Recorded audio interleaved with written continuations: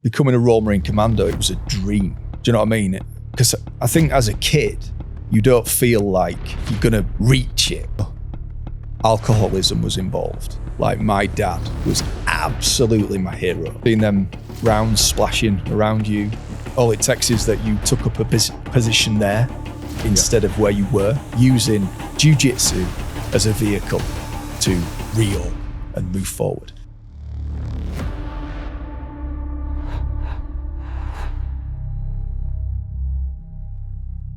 Guys, welcome back to another episode of the Combat Fuel podcast. Today we are joined by Sam Sheriff MBE, the founder of REORG, the first black belt in the Royal Marines, and all-round good guy. You know, he's done a lot for charity. His charity wasn't always that way, did a lot of work for other charities, really supports the community you come from. Sam, thank you for your service. Welcome to the Combat Fuel podcast. Please give us a brief oversight on you.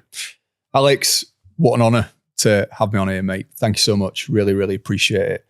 Sam Sheriff, former Royal Marine Commando, physical training instructor, founder of REORG, dad, husband, and Jiu Jitsu black belt. Wicked.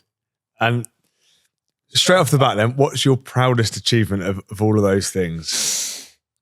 That's thrown it hard for you, hasn't it, straight away? Nah, it's been a dad.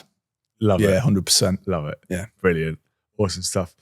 So obviously, you weren't always a dad. You obviously had to start life somewhere. Where was home for you growing up?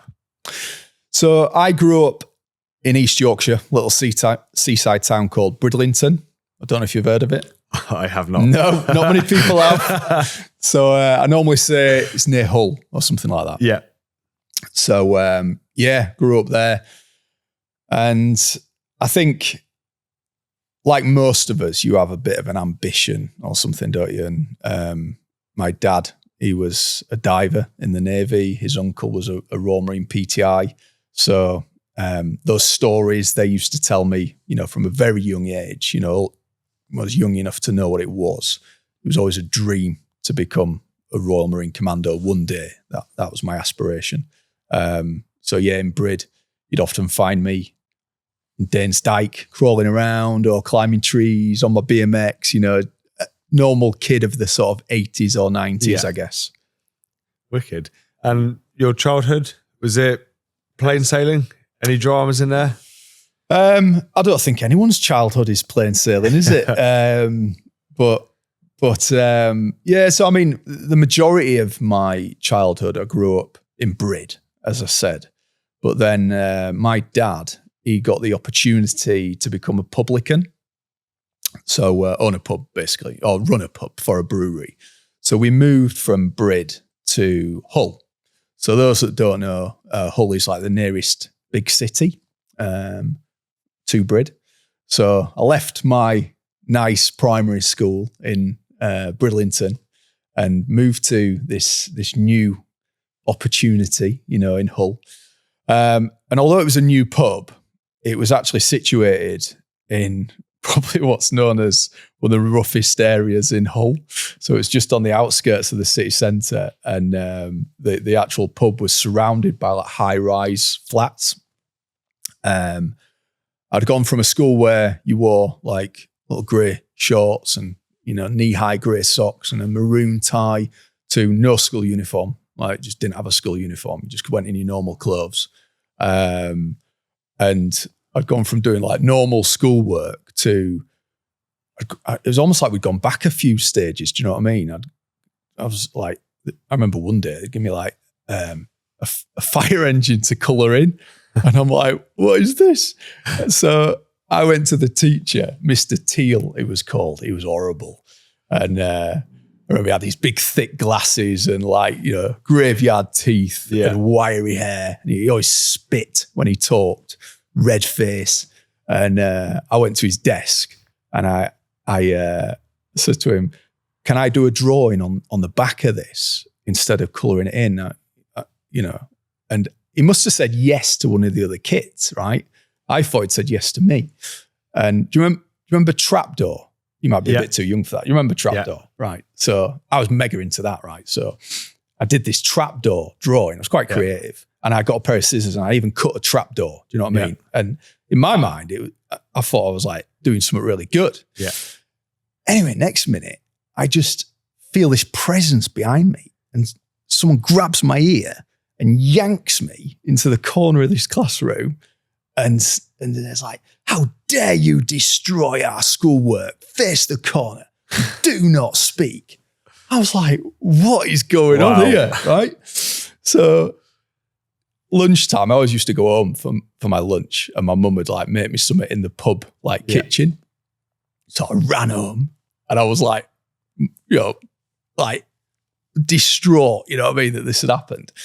And my mum's like, what's wrong? And my dad comes in and he's like, what's going on? And I explained. He just he's out the pub, you know what I mean, up the school. And he was like, he dealt with this guy, you know, and he never bothered me again, you know what I mean? But I think that was my first kind of experience of what change is like, you know what I mean? Yeah. Like change from what was a really nice, pleasant environment to things like switched up pretty quickly. And looking back, you know, as I am now, it was a very deprived area. Do you know what I mean? And I think that was a good life lesson, you know, going from that to that. You know, at our pub, like we'd always be having people coming to the back door, knocking on the door, the private entrance, and I'd open the door. And it was every time they come, they'd have something different. You know what I mean? Like, remember one time they had a computer. He's like, hey mate, is your dad in? Do you want to buy his computer? And I'm like, yeah. You know, obviously I had no idea it was nicked. You know what I mean? I'm like, Dad, there's a bloke, he's selling his computer. Can we buy it? He's like, no, son. He's like, not today, thanks, shut the door. Someone else had come back with a Doberman dog once. There's a Doberman there. And I was like, oh, it's amazing, Dad. Can we have it? He's like, no, God knows where they got it from. And then there'd be other times, like I'd always be at the back of the bar, do you know what I mean, and stuff. And I was in the bar one time. And my dad, he always had my cricket bat, like next to the door between the kitchen and the bar. And this bloke burst in the pub. He had a knife and he was like shouting and screaming. And my dad just picked this cricket bat up and he's like, Margaret, take Sam upstairs, jumped over the bar, just dealt with this guy. Yeah. So that was just like a common thing, you know what I mean? So I think, just being around, stuff like that. But no, things didn't work out in Hull with my mum and my dad. So me and my mum and my sister, we moved back to Brid. And then, carried on. I went back a different Sam, you know. Yeah. I left Sammy and went back Sam. Yeah. You know, I had new experiences to share with my old friends. Yeah. So then rest of my childhood in Brid. How was it going back to Brid? Was that like a sense of like relief that like that intense environment was over? Well, I mean, by then I'd met like new friends. Do you know what I mean? So I suppose I'd missed those friends, but it was a baptism of fire. You know, it really was. Like, I've got one more because I know you probably want to move on, but this might make you laugh. So, remember once I looked out the pub window and opposite the pub, because it was like a bit of a new development, there was a playground which had built, you know, with like the spider web kind of climbing frame. Do you remember them things? Yeah. So that was like the new hangout for all the kids. And some of my mates from school were like laid on the grass, like looking into the park. So inquisitive, I like ran over. I'm like, what are you doing? What are you doing? They're like, get down. So I'm like, laid down. What are you doing? They're like, shh, don't say anything. And then they're like throwing these stones like over. And I'm thinking, next minute, these lads come round, like teenagers, right? We were primary school kids. Teenagers came round. Yeah. And one had like a German Shepherd dog. They're like, right, get over that fence. And I'm like, so I'm climbing over this thing. Oh, what have I got myself into? You know? And then they line us up against this wall. And they're like, right, one of you has got to fight him. And I'm like, what is going on? You know? And I'd never been in a proper fight, like at that point in my life. I was probably like 10, you know what I mean? 10 years old. Like it was all headlocks and pinning each other like WWE wrestling, WWF wrestling. So he's like, right, one of you fight him or you're all going to get beaten up. And we're just like stood there like, you're not volunteering for that, are you? You know what I mean? And then anyway, one of them just grabbed my mate Keith and he's like, right, fight him. And I'm stood there and basically just watched one of my best mates get filled in by this teenage lad. I just couldn't get my head around it, like proper like beating him up. Yeah.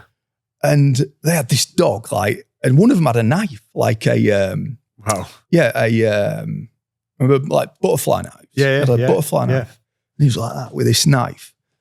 And I'm like, what is this? You know what I mean? And then they basically just let us go. I legged it back home and couldn't get my head around like what was going on. But then that kind of fear and kind of, like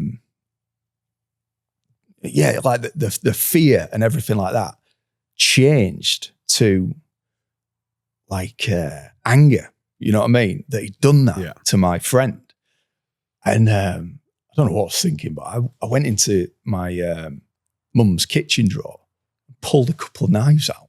And back then you used to have these like tops that had like a zip pocket on the front. Yeah. I put these knives in, right? Like a kangaroo pouch, you know what I mean?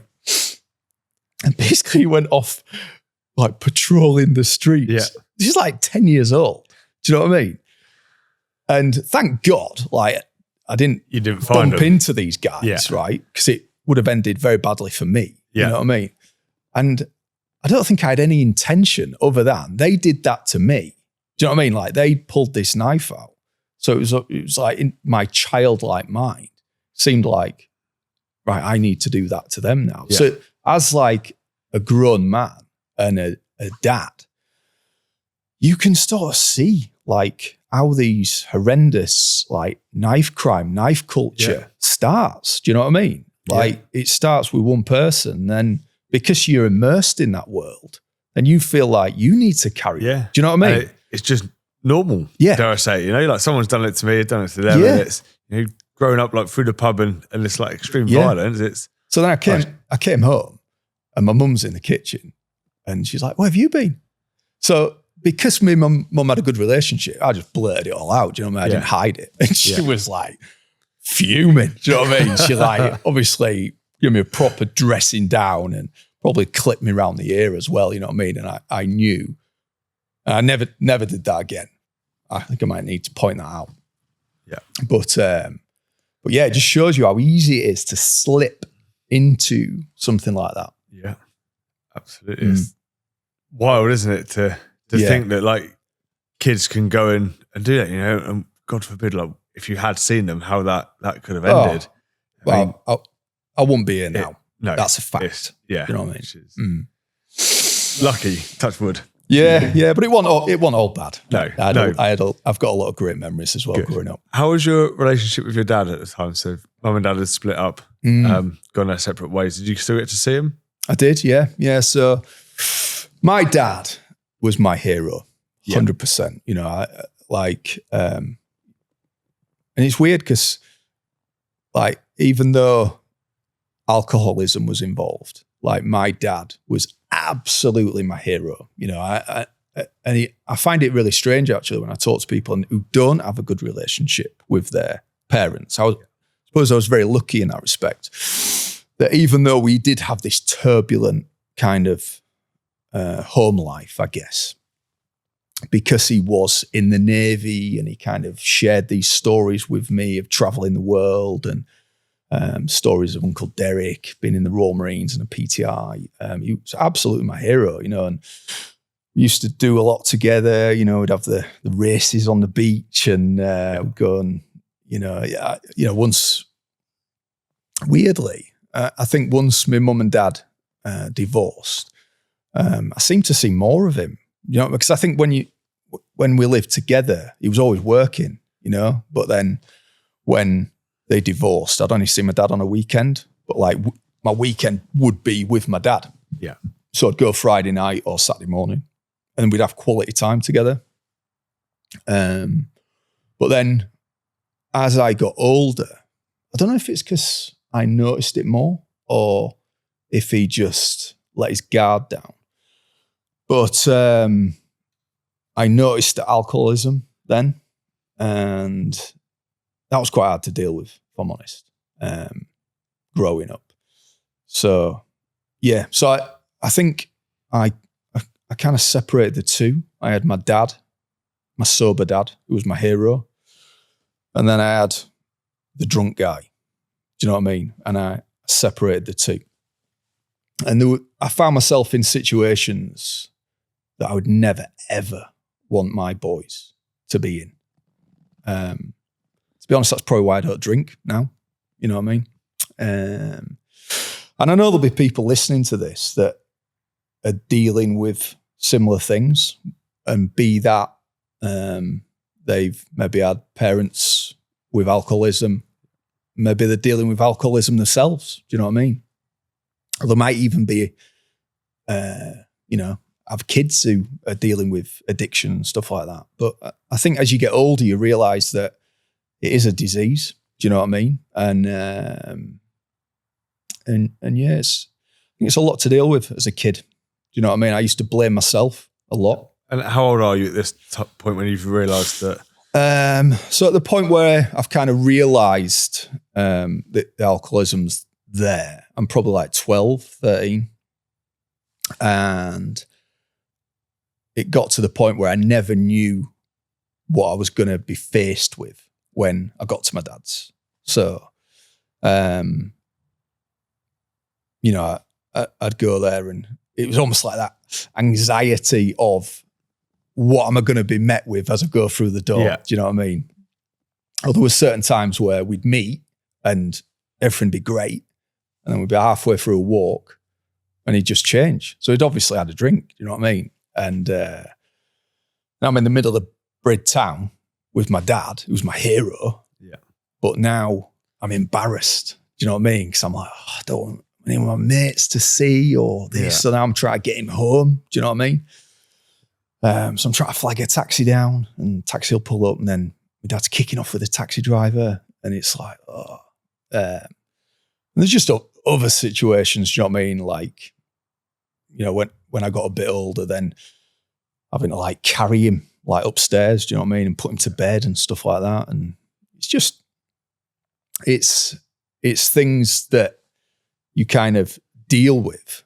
But in your world, it's normal.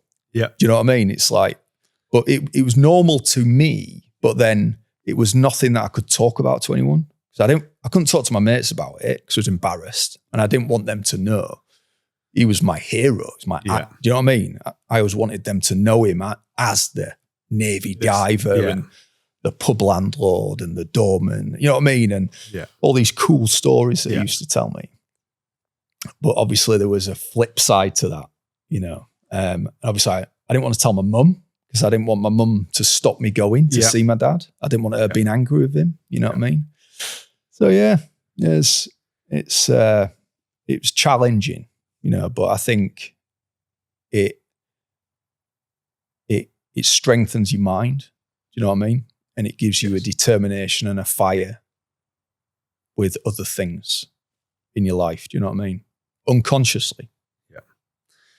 Was there any other role models you had growing up? Your dad was like your hero, your role model. Was there anyone else along your path before you joined the Royal Marines where you're like, you really looked up to this guy or woman? My uncle. So my uncle Derek, obviously my dad's younger brother. He was Royal Marine, PTI, but he was like, I would say like your typical Royal Marine of that era. Do you know what I mean? So like when you were talking to him, you knew you were talking. It wasn't like I was talking to my uncle Derek. Do you know what I mean? You were talking to him. Yeah, I was talking to, I remember I think probably one of the first times I met him, he was like behind a desk. Do you know what I mean? And and again, he'd tell me these stories of being in the Royal Marines and stuff. And yeah, absolutely. Like I worship both of them, you know what I mean? I really did. So yeah, I'd say my Uncle Derek, Yeah. What was your call to serve? You said you always wanted to be a Royal Marine Commander. That's going to be my thing. Yeah. And Hull is a city where a lot of people, the vast majority, grow up in Hull, they stay in Hull, and they die in Hull. Not many people leave the area. I don't know if you knew that about Hull. It's one of the lowest, I forget the word or the correct word to use for it, but it's one of the smallest areas where people actually ever leave. They grow up there, they work there, they die there. Yeah. So for you to come up and go to the opposite end of the country, what was that like defining moment where you're like, I'm doing it, I'm going, I want to go on selection to join? I mean, to be fair, I spent most of my time in Brid, but I think Brid is probably the same as Hull in the respect of a lot of people, they settle there and they don't leave. I think, as I said in the beginning, becoming a Royal Marine Commando, it was a dream. Do you know what I mean? Because I think as a kid, you don't feel like you're going to reach it. Do you know what I mean? It's almost like becoming, some kids, they might dream of being a footballer or a ballerina or a rock star. You know what I mean? And to me, that was my dream, to become a Royal Marine Commando one day, but I didn't think I'd ever do it. Do you know what I mean? It was like, that's what I was working towards. So that's what I mean, like in terms of my growing up was all shaped around that, in terms of like my mum would get me the combats and I'd have the green beret, you know what I mean? Yeah. And I remember I broke my arm once, and when I was in hospital in Scarborough, my dad bought me the Combat Survival magazine. And it had a Royal Marine Commando on the front, green beret. And it was the first edition. And in the centre, you had 2 Royal Marines doing unarmed combat. Yeah. I just loved that. Do you know what I mean? And it just all seemed so exciting. And so that was like the dream. But then obviously as I'm growing up, you do like waver a little bit, don't you? And I started working really young actually. So I think I was probably like about 13 or 14, and I had a job at a pub, like bottling up, glass collecting, looking after their like German Shepherd guard dogs and stuff like that. So I'd do that on a weekend. And then I worked in a hotel, like a family-run hotel, just washing dishes and stuff like that. So I had like an understanding of you work hard, you get paid, and I was saving up for a motorbike, and so like all through the summer holidays, while my mates were out having fun, I'd be in that kitchen from like first thing in the morning till last thing at night, washing pots, you know what I mean? But I had a goal, and that goal was to save up enough for this motorbike. Yeah. And then I left there and worked at Tesco's. And I remember getting offered a management position, right? I was still a teenager, you know what I mean? Yeah. And I remember going and telling my dad and saying, I've been offered this management position. He's like, oh, well done, son. But what about the Royal Marines? He was always reminding me, do you know what I mean? Yeah. And, I was probably like 17 by this time. And I said to him, when I'm 19, I'm not ready now. I knew I wasn't ready, and I wouldn't have been ready. Yeah. Like physically, mentally, there was no way that I was ready then. I was a bit of a late developer, And so I remember I was at my dad's. It was my 19th birthday. And he said to me, happy birthday, son. 19. I'm like, yeah. And he threw me the phone book. Yeah. So like the BT phone book. The big yellow pages. Yeah. So he threw it to me, and he's like, you going to make the call? And I was like, I was anxious, you know what I mean? And I was like, yep, I'm going to do it. So I went over to his phone, and obviously it was one of the ones that you press the buttons. And on that day, I actually, made the call to the careers office, which was in Hull, by the way. Yeah. So I made that call, had my interview, and I remember, I'll never forget him. Jed Stone, his name was. And he just epitomized what you would think of as a Royal Marine. He was like W02.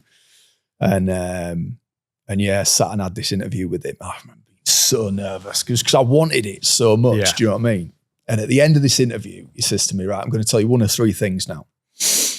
I'm going to tell you, you're not suitable for the Royal Marines. Don't try again.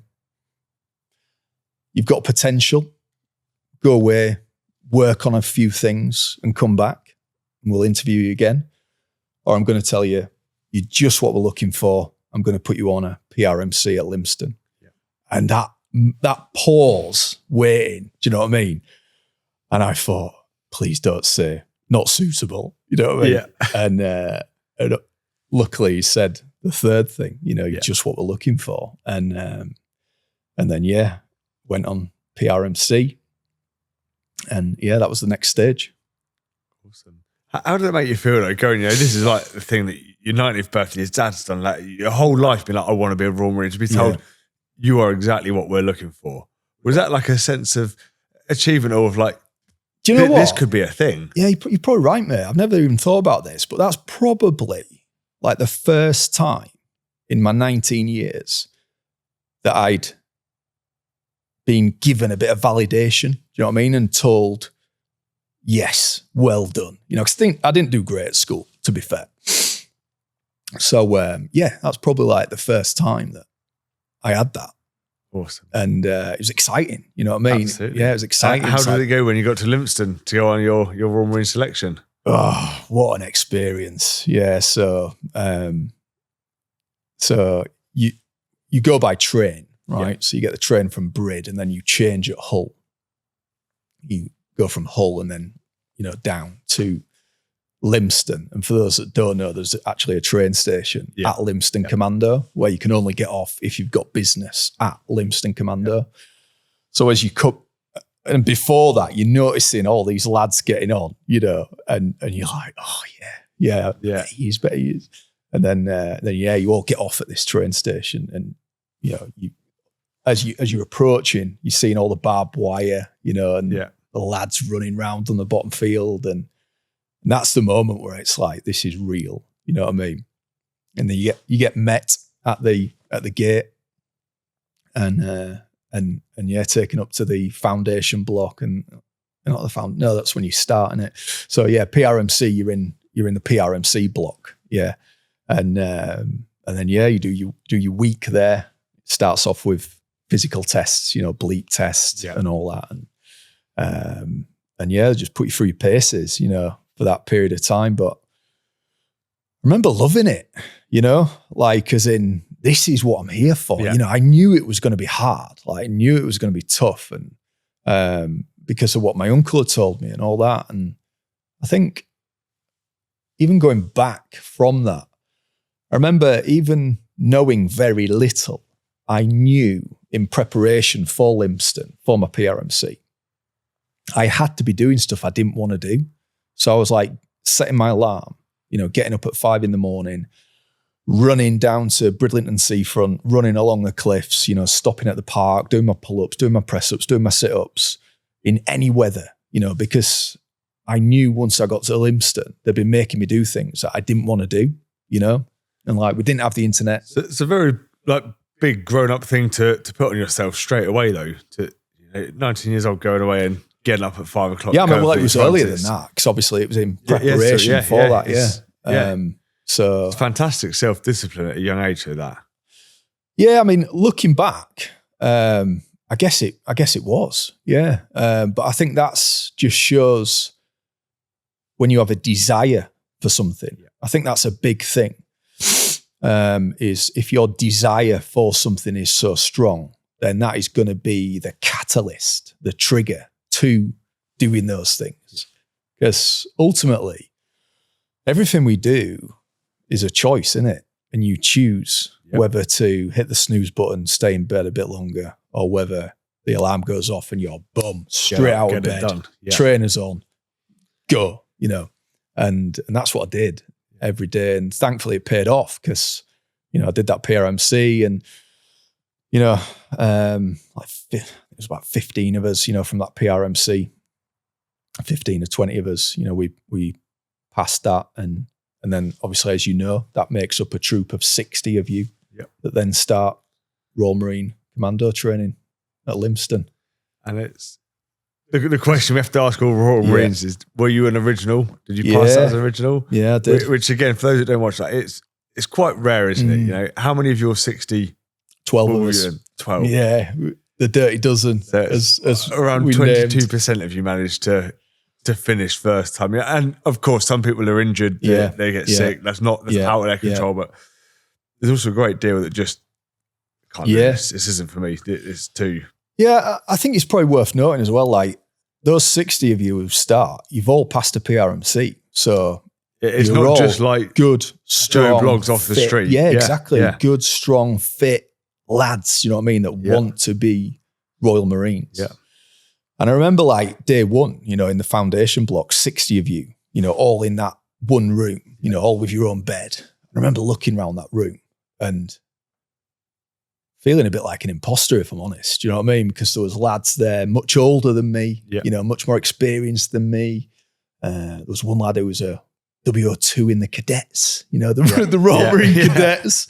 And there was a lad there who both his parents, mum and dad, were in the army and triathletes, and he was a triathlete. And I'm like, oh man, you know, like boxing champions. And we had like, you know, guys who were like almost like professor level in terms of like their academic ability. And then you had lads who were like from the roughest estate in Glasgow, you know, so this real diverse mix, you know.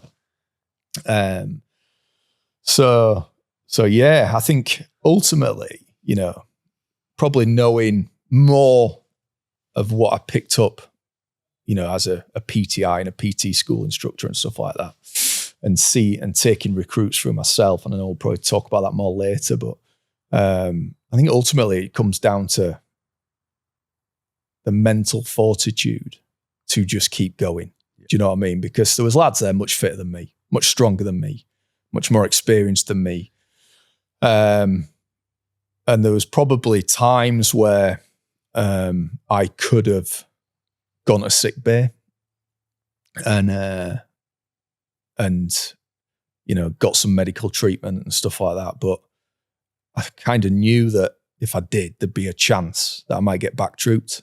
And like no one wants that. Do you know what I mean? And I think at this point it's super important to say that if you do get back trooped, it's not the end, you know. And to be quite honest, those that do get back trooped and do go to Hunter Company, actually, you receive more training. Do you know what I mean? Because you know you go to the gym for longer, you receive more military lessons. You know what I mean? So the ones that, I suppose what I'm saying is, if you're listening to this and you have been back trooped and you're at CTC, stick with it. You know what I mean? Don't let that get on top of you. I was just lucky. Do you know what I mean? I was just lucky that I didn't get a serious injury or a serious illness. And the ones that I did get, thankfully, I managed to fight through. Remember during commando tests, I know I'm jumping on a bit here, but during commando tests, I got this honking, like cold, like thing. Do you know, we just freezing cold and like, oh. I remember my mum saying, like, get a cold like that, you sweat it out. I just seem to remember her saying that. So I went to the NAFI and I bought like a load of Lucozade Sports. Went back to my grot, got all my warmers kit in, got in my bed, and I'd nailed all these Lucozade Sports. I just got in my bed and just like sweated it out, you know what I mean? And then woke up in the morning, went and did the endurance course, you know. So yeah, that could have gone the other way. You know, if maybe I didn't have that desire and that determination, if I'd just gone, oh, got sick bay, get some medication, you know, then I could have got back trooped. So that's brilliant. Obviously, mobile phones weren't really a thing back then, were they? You going through training. You say that. But I'm making it out like you're super old. No, I am super old. But it was like Nokias. Do you know what I mean? I remember one of the lads in our troop, and he had a colour screen, you know, and it was like, ooh, you know. But yeah, I think I just had like a basic kind of Nokia or something. But but yeah, I do seem to remember using the payphone. Yeah. So that's going to be the question: is how did you keep in touch with mum and dad and any friends going through training? And was that letters actually? Yeah, I remember writing. I remember writing letters to like parents, friends, school friends and stuff like that. And do you know what? Like phone calls are great, and I didn't have many phone calls, if I'm honest, because you're too busy. Do you know what I mean? You're too busy doing stuff.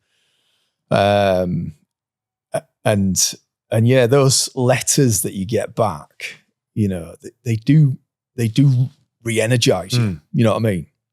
And it's nice because you got something that you can read over and over again. A phone call's been in, it's gone. You got something there. Yeah, especially when they're written with emotion. Yeah, family members. They almost be. I remember mine being the reason like. Got to keep going. They remind you, don't they? Going. Yeah, they remind you like why you're there. And at the end of the day, it's supposed to be hard, isn't it? If it wasn't hard, everyone would do it. Exactly. Actually, more importantly, if it wasn't hard, you wouldn't want to do it. Yeah. You know what I mean? I remember like the old advertising campaigns. Not that I needed that because I wanted to do it from like the age of like 5 or 6, but the advertising campaigns, 99.9% need not apply. I thought they were brilliant, because it just made you want to do it. It made you want to. I want to be that 0.01%. Like, I can do that. Yeah, I exactly. Have a piece of that. Yeah. Awesome. So, end of Royal Marines training, as you know, the 30 miler. How was that for you? Easy? Hard? I wouldn't say it was easy. None of the commando tests are easy. Good. But they're all very, very different for different reasons, rightly so. Do you know what I mean? Because I think they test you in different areas, both physically and mentally. And I think also, this is at the end of commando training. So your body, although you're being built up, I suppose almost like an athlete, you're also quite degraded as well at that point. Do you know what I mean? So it's a weird sort of conundrum where you've been built up to be physically ready for it, but then you've also got that wear and tear on your body as well. You know what I mean?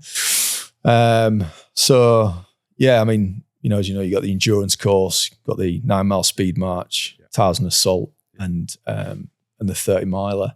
But I think through the 30 miler, that's a really great display of brotherhood and teamwork, like getting each other through that, because all the way through that, everyone has their low points. Do you know what I mean? Where you kind of encouraging each other. I've got to be honest, there was no point where I even contemplated giving up. The desire was just too strong. What's at the end of that 30 miler, that green lid's got to be yours. Like, embrace the suck and it's yours. I mean, you don't get me wrong, you want it to be over. Yeah. But, and obviously at the beginning you feel like it's never. And there's a difference between wanting it to be over and I'm going to quit. Oh yeah. Absolutely.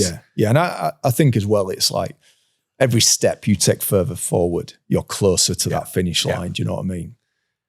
And how was it? You finished it, 30 miler done. You got that green lid. You're like, I've done it. I've passed. Yeah, it's amazing. Finished. Yeah, it's an amazing feeling, but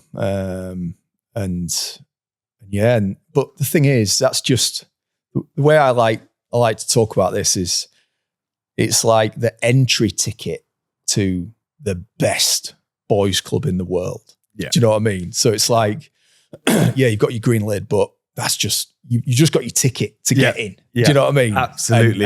And this is where it really starts. That's where it starts. Yeah. I remember finishing training and thinking like, oh, done. And then one of our screws saying, you've just started. Yeah. It's only just started. Yeah. It really is, isn't it? That's your ticket in, and it's and you go from being the top of the pile, straight back to the bottom again. Yeah. And I went from CTC to Kamach. Yeah. Kamachio Group, or 4-3 Commando as it's known now. And back then it was housed within 4-5 Commando, Arbroath Barracks. So it's like Arbroath Barracks, but split into 4-5 Commando and Kamachio Group.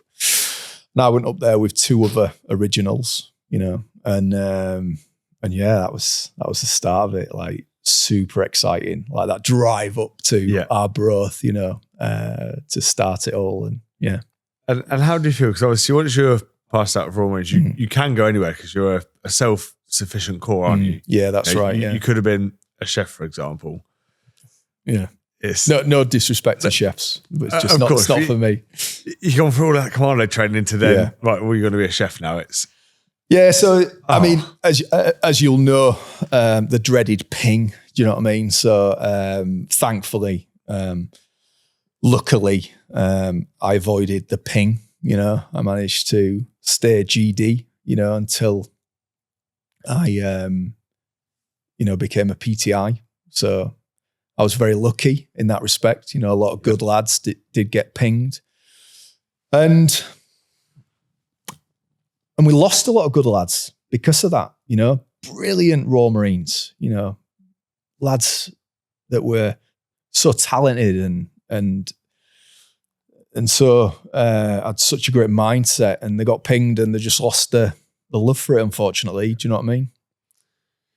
Maybe a little bit controversial. Should the Royal Marines stay self-sufficient, or should Royal Marines training make you a Royal Marines commando and you should have attached arms? Well, I mean, we do have attached arms, don't we? So, we work with you guys and stuff like that. Yeah. But so you couldn't go off and be a chef. Would you like to see like Royal Marines being Royal Marines so they can't go and be a chef, be X, Y, and Z? Oh, absolutely. Yeah. I mean, I think that's what the lads joined to do. Yes. Do you know what I mean? So yeah, in a world where lads could just do what they joined to do, then 100%. Yeah. But I think I understand, having worked my way through, through the 22 years, I think I understand there's always a bigger picture. Yes. Do you know what I mean? And as much as it'd be wonderful to wave a magic wand and make it so, there's always a bigger picture with these things, isn't there? And which sometimes we can be a bit naive at the start of our careers on, like, why aren't things like this? Yeah. Guarantee I know best. Yeah. I think one of the things that I've always maintained is like a positive mindset. And no matter what situation I've found myself in the Royal Marines, whatever draft I've been in, I've always found the best way to make that draft become a positive experience. Do you know what I mean? Because you'll have experienced this as well when you served. Within a troop, you're always going to get lads who drip. Do you know what I mean? And it's like, I remember being like on FSRT, so Fleet Standby Rifle Troop, and we're attached to a ship, and we'd then, from that ship, we'd be deployed off to certain stuff and what have you. And during this one particular phase of the deployment, we ended up working with the USMC in Hawaii, Oahu, and we had a bit of R&R, and we're on the beach in Oahu, Hawaii, right? And we've got surfboards. And where we decided to like just pitch up, we were a fair distance from like where you got your wets, like drinks and stuff like that. And I overheard this conversation of two lads dripping because we decided to like sit here. And I'm like, are you guys for real? Do you know what I mean? Like, we're on the beach in Oahu, Hawaii, getting paid, right? And you've found something to drip about. Do you know what I mean? It's with some lads, that's just the way, isn't it? That's just what, But then on the flip side, you also need them lads who are going to pick it up and be like, no, come on, lads, let's, see the positive side of it. Yeah.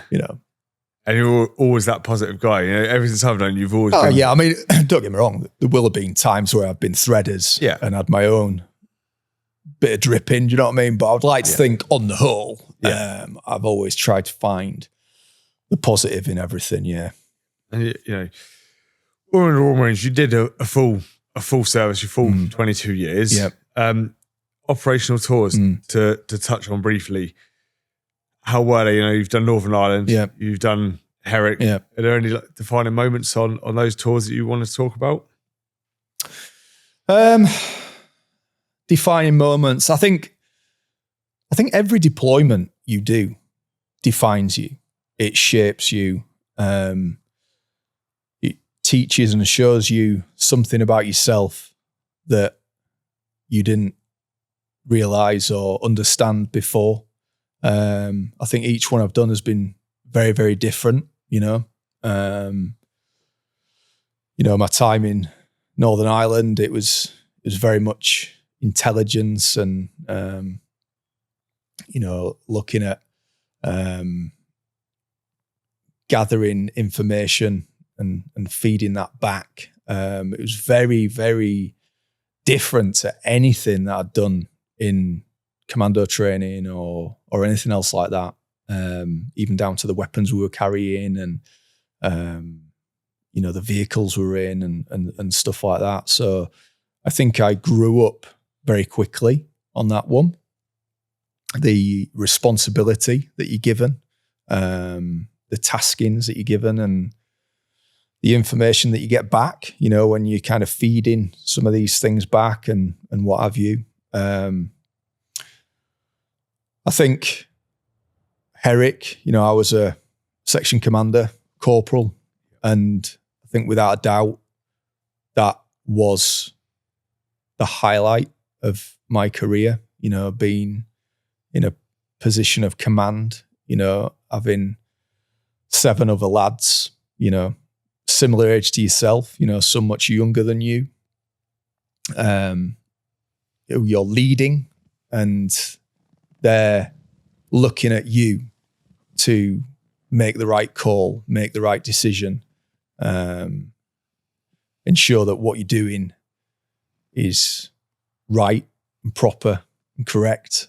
And, some of the situations we found ourselves in, it's just luck that I'm able to sit here with you now and talk to you. And, we don't need to dive too deep into this, but both you and I have lost far too many good friends, both while serving and then once they've come home. And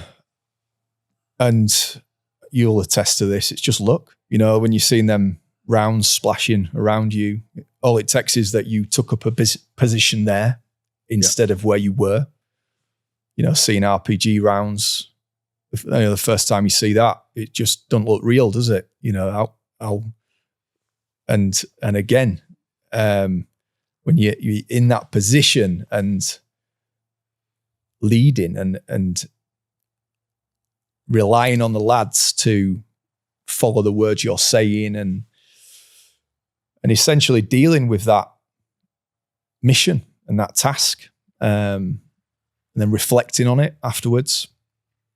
So yeah, I feel very lucky and very fortunate that, I'm able to sit here with you today, and I don't take that lightly. And I think a lot about the lads who can't do what we're doing now. And I know we'll talk about this later, but I think that's one of the drivers for REORG, really. Do you know what I mean?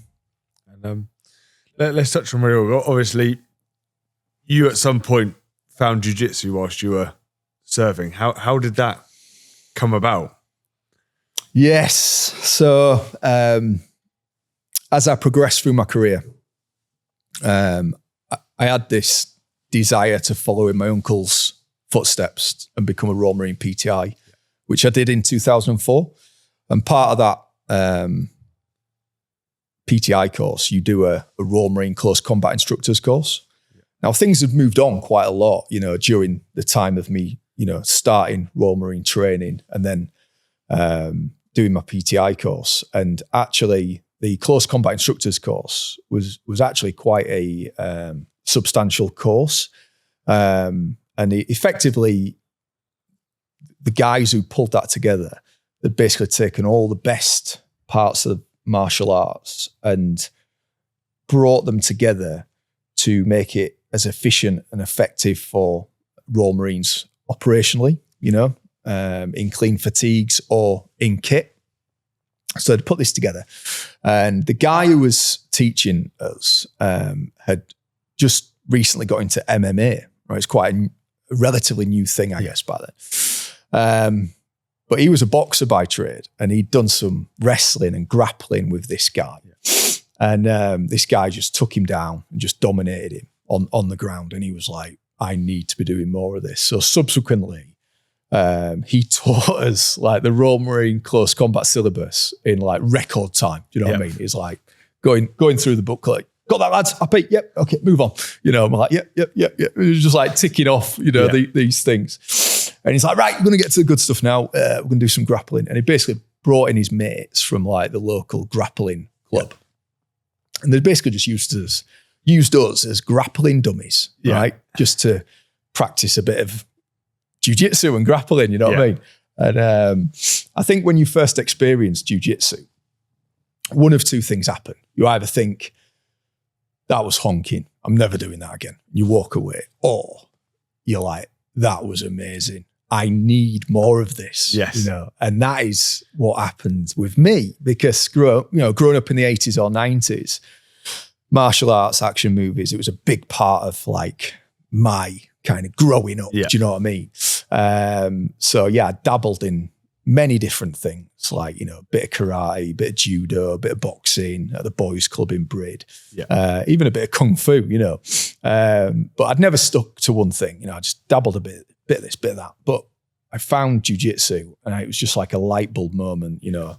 Absolutely loved it. And I got absolutely twisted up, you know, but could see how, you know, because, you know, we're on a PT course, we're strong, fit lads, do you know what I mean? And they, just through superior knowledge and technique, just absolutely dominating us, you know what I mean? So yeah, that broke the seal in 2004. And then I passed my PTI course and went back to, you know, commando units as a PTI.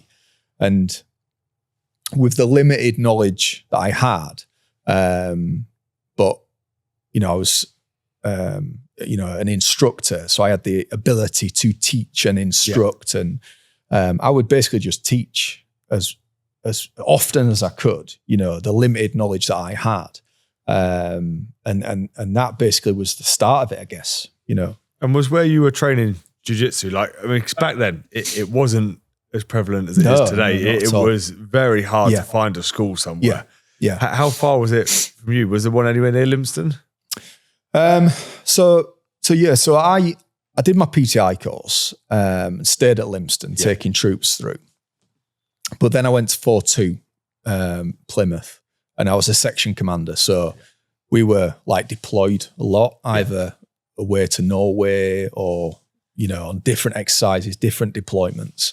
So I was only really training with the lads, do you know what I mean? Either as PT or whatever, you know. So it wasn't until I then moved back to Lympstone and I was able to find a jiu-jitsu academy, which was in Torquay. So it was Fightworks. And so that's where I started doing jiu-jitsu, you know, in a gi, in a jiu-jitsu academy. You know, prior to that, it was just kind of shorts and t-shirt in a squash court or wherever we could do it. Do you know what I mean? So I would say my first jiu-jitsu academy was in Torquay. Yeah. Awesome.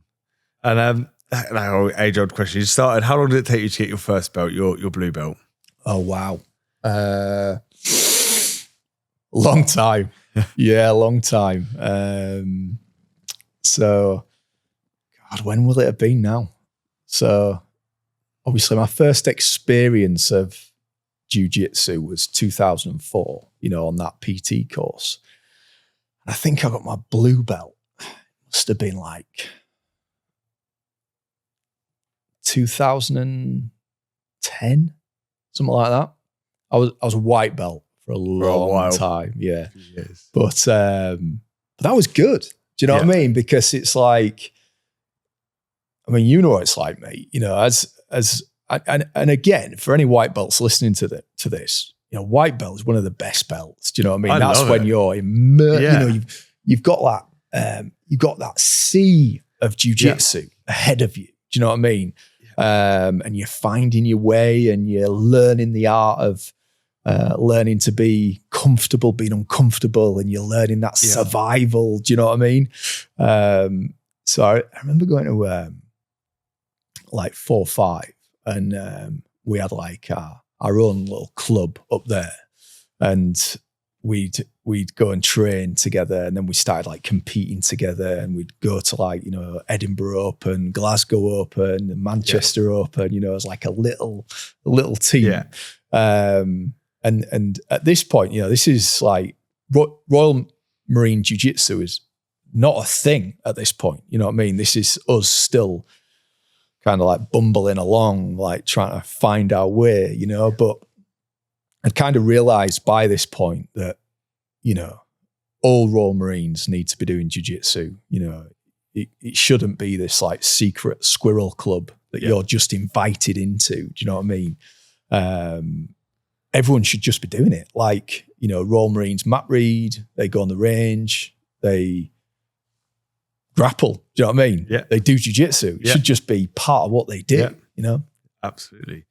And let's touch a little bit on integrity and explain how I want to get there. So integrity in jiu-jitsu, you need to have integrity. If someone's going to tap, let go. Oh, 100%, you're not going to injure them. Yeah.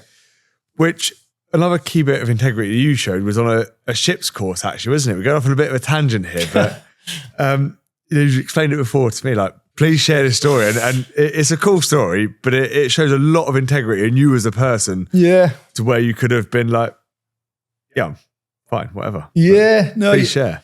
I think integrity, and you know about this, mate, integrity is a cornerstone to who we are within the military. You know, it's a non-negotiable, innit?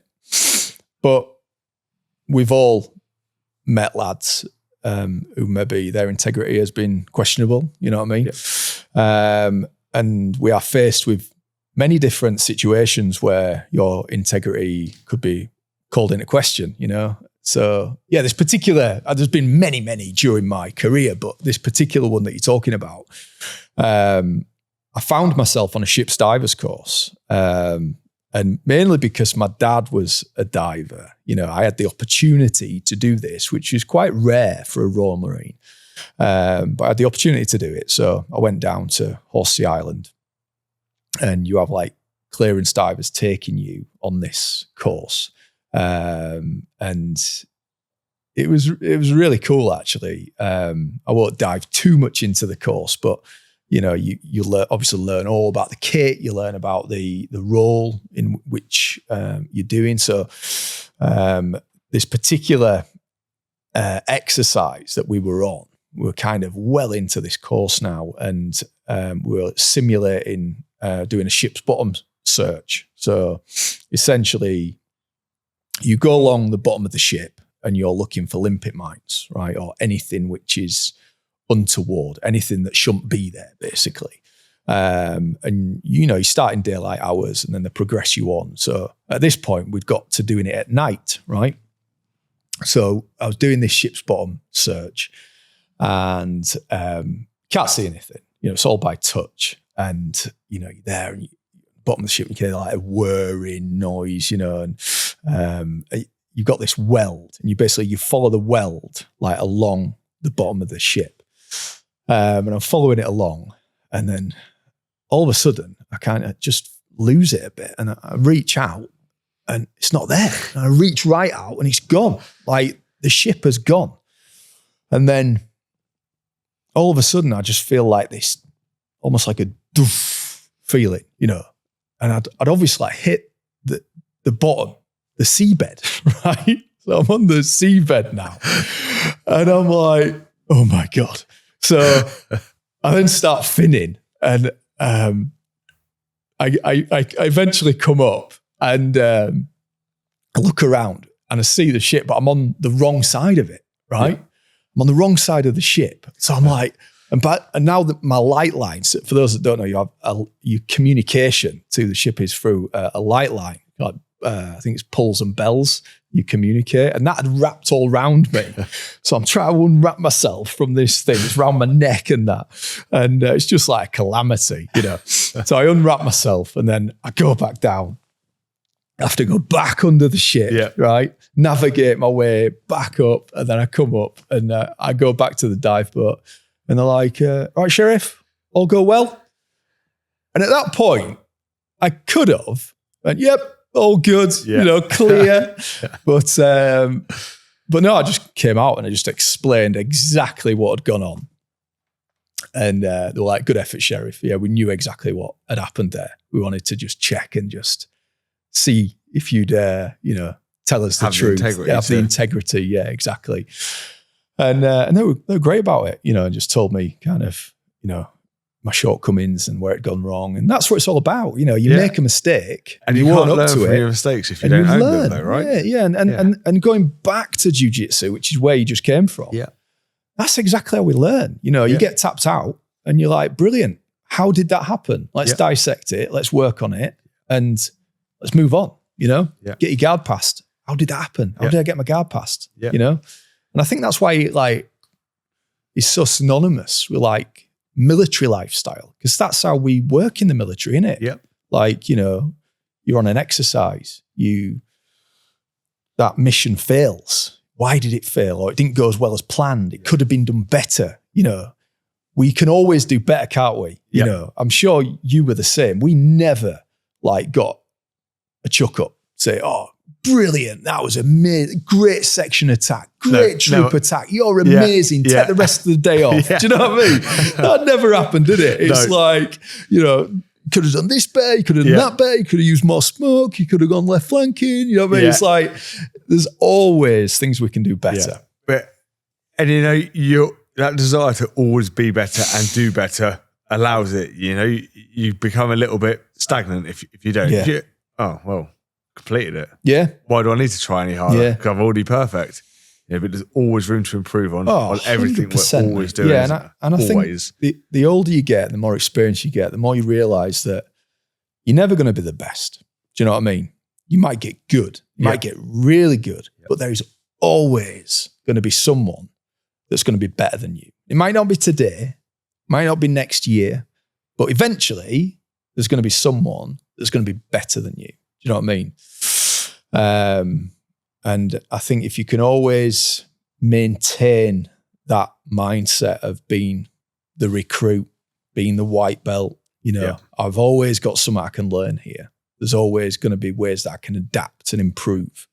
I think for me personally, I think that's the route to success. Nice. Love it. And success. Obviously, you got REORG and Royal Marines Jiu Jitsu. Royal Marines Jiu Jitsu came first. Yeah, it did. Yeah. Setting up. Why? Because there was a Navy contingent at some point there. Why afterwards? Did you want, after? Yeah. So, what made you want to go and start the cause Jiu Jitsu? I think that the big driver was that we had these little pockets of lads training Jiu Jitsu, but we had no top cover. We had no support. One of the lads got injured through an armbar or just a takedown or whatever. Yeah. You know what I mean? It wasn't official. What we were doing wasn't official. That was the first thing. Yeah. Second thing was everything was personality led, right? So if your boss, if your troop boss or your OC or whoever didn't get it, you wouldn't do it. Simple as that. Yeah. You know what I mean? And there was very little education on what jiu-jitsu was, what unarmed combat was. And I just knew that there was so much confidence that could be gained through the lads having the ability to defend themselves, to disarm, disable an aggressor, a target, an uncompliant person, 2-man, 3-man takedown drills, room. You're asking young lads who maybe some of them have never been in a fight before, right? Yeah. To board that ship, take down that big Polish fisherman, or enter that room,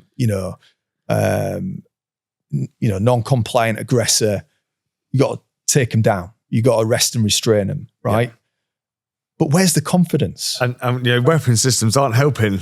Yeah. In this situation, are they? Exactly. It's you're wanting them to have courageous restraint, right? And do the right thing. But are we giving them the tools and the the knowledge, the experience to be able to actually deal with that situation. Because the more you're pressure testing these lads, the more confidence they're gaining. Do you know what I mean? Yeah. And then they are going to sling the weapon and get involved. And do you know what I mean? So I was like banging down doors, you know, kind of like speaking to troop officers and OCs saying, look, we need to be doing more Royal Marine close combat. We need to be doing grappling. We need to be doing this, need to be doing that. And this is a perfect example, right? So we always carry a survival tin, don't we? Yeah. Right? In our pocket, right? It's taped up. We never open it. We never use it. But in there, it's got everything we need if we find ourselves on our own, dislocated from our, you know, our section, our troop, our kit, right? And in there, you've got your fishing hooks. You've got your condoms for carrying water. You've got your tampon for breaking up and making fires and all that, right? But when have we ever used our survival tin in a real situation? Yeah. You just don't do it, do you? Just don't do it. And whenever you're going on ship, right, or whenever you're going on any waterborne operations or exercises, you go and do dunk drills, you know. You go in a simulated helicopter and you put it in a swimming pool, turn the lights off, we turn it upside down, and we all practice getting out, right? Yeah. In case it ditches in the water. Yeah. But, you know, when has that happened? And I think that's the same for like close combat. Do you know what I mean? So it's like, it should be like a fire alarm or a car alarm in the back pocket, always there if we ever need it. Do you know what I mean? Yeah. And I think a lot of the time the argument always used to be, well, if you're at a point where you're not going to use your weapon system, all's lost anyway. Like, well, you say the same for the helicopter going down. Yeah, exactly. Well, it's done anyway. Don't bother drilling it because you're probably going to die anyway, which you probably would. But what about that one small chance where you don't die, something hasn't happened and you need to escape a helicopter? Yeah. You're in that situation where you need it. You know, it's better to have those skills and not need it than need it and not have it, surely. Yeah, 100%. And I think also, like, people think of like unarmed combat as in, you know, you're there, your weapon system's failed, and you got your commando dagger out. Do you know what I mean? Or you've got your bayonet. You know, but it's like you could be on a boarding, you know what I mean? Where you just need to arrest and restrain this person or like detain them, or do you know what I mean? Yeah. And like in a world now where everyone's got a video camera, you know, the default setting for lads, if they don't know what they're doing, they're going to be using the fists or the feet, you know? And all it takes is someone to film that, you know, blast it all over. And as well, like some of it's always overlooked is when the lads are off duty. Do you know what I mean? They're at home with their family and their kids, and they get involved in a situation. They need to have the confidence and the skills and drills to be able to deal with that the most efficient, effective way possible. And the best thing about it all is that actually, when you have spent a lot of time in those situations, on the mat, with your mates, you don't find yourself in those situations, weirdly. Because it's still a martial art though, right? Isn't it? And one of the biggest parts of it is de-escalation. Avoiding situations before they even happen. Absolutely. Yeah. And if you can, managing your distance from it without, if I need to. Because I think, especially with young lads, when there's a lot of ego, I think there's an element of proving themselves. Yes. Do you know what I mean? The need to prove themselves or the need to dominate in a certain way. But I think when you're on the mat on a regular basis, that just goes away. Do you know what I mean? Absolutely. So digressed a little bit. So going back, I just saw the need for all Royal Marines to be doing Brazilian Jiu Jitsu, whether that is in a work sense, in combats, or as a sport, you know? So I approached various different people, and everything I got back was like super negative. Like, yeah, we've tried that before. It's not going to happen. You're wasting your time. Don't bother, you know? And I think if you maybe didn't have that desire, you know, and that belief, you'd probably at that point be like, all right, Roger, and you just crack on doing your little secret squirrel club. But my desire, my want, you know, for this to be an official sport was so much that I just kept on and on and on. And it got to the point where I was in front of the Deputy Commandant General, the Royal Marines, at the annual general meeting for all sports at Lympstone. And basically, for those that don't know, this is where if you're the head of rugby, you'd go and you'd say, right, sir, for rugby this season, we need this, we need that. It's going to cost this, it's going to cost that. It's a bit, So for me, it was my opportunity to basically pitch jiu-jitsu and get the authority to trial it as a core sport for 12 months to see if there was the interest. And then at the end of that, if we proved its worth, we'd get core sport status, which came with all the benefits. So weirdly, I ended up going after this officer who was there bidding for Zapcat, right? And for those that don't know what Zapcat is, it's basically speedboat racing, right? And I was like, oh, this is perfect, right? Yeah. Because he's there saying, yes, we need this for mooring fees, and we need trailers, and fuel's going to cost this. And, I'm like, this is brilliant, right? So it gets to me and it's like, right, yeah, I understand, you want to have authority for Brazilian Jiu Jitsu, and what do you need from us? I said, I just need permission, sir. It's like, what do you need in terms of, kit, financial support? I said, nothing, sir. Like, what do you mean nothing? You must need something. I'm like, no. I said, every commando unit has mats. And I said, even where there is no mats, we can use the grass, use outdoor areas. The lads can do it in PT rig for no gi, and they can also do it in their combats for gi techniques. So we can use the collars, we can use the sleeves, just like we do in gi. So that was it. I got the authority on that day. And within 12 months, we grew it to the biggest sport in the Royal Marines. So more Royal Marines doing Brazilian Jiu Jitsu than football, boxing, rugby, all your traditional. Speedboating, yeah. Just because we made it part of culture. Do you know what I mean? Like, we'd go do troop fizz or company fizz. And, while we're running around the trim trail, Norton Manor, 40 Commando, we'd stop, we'd do pickup drills, do technical stand-ups, pinning drills, and then we'd crack on the run, do pull-ups. And it just made it like part of what we did, any opportunity I got, like be on the ranges. And as you know, there's loads of waiting around on the ranges, isn't there? Yeah, I'd be like, well, they're not on the point, get them practicing jiu-jitsu, I remember like going away on like skydiving experts, and whilst you're waiting, to go up on your lift, I'd have the lads practicing like, arm bars and, the escape drills and all this kind of stuff, So within 12 months, the biggest sport in the Royal Marines is a phenomenal effort. It's brilliant for one, for the core, and two, for the lads' mental health, and to an extent, like just who they are. I think it absolutely, if anyone ever hasn't tried it, you should try it.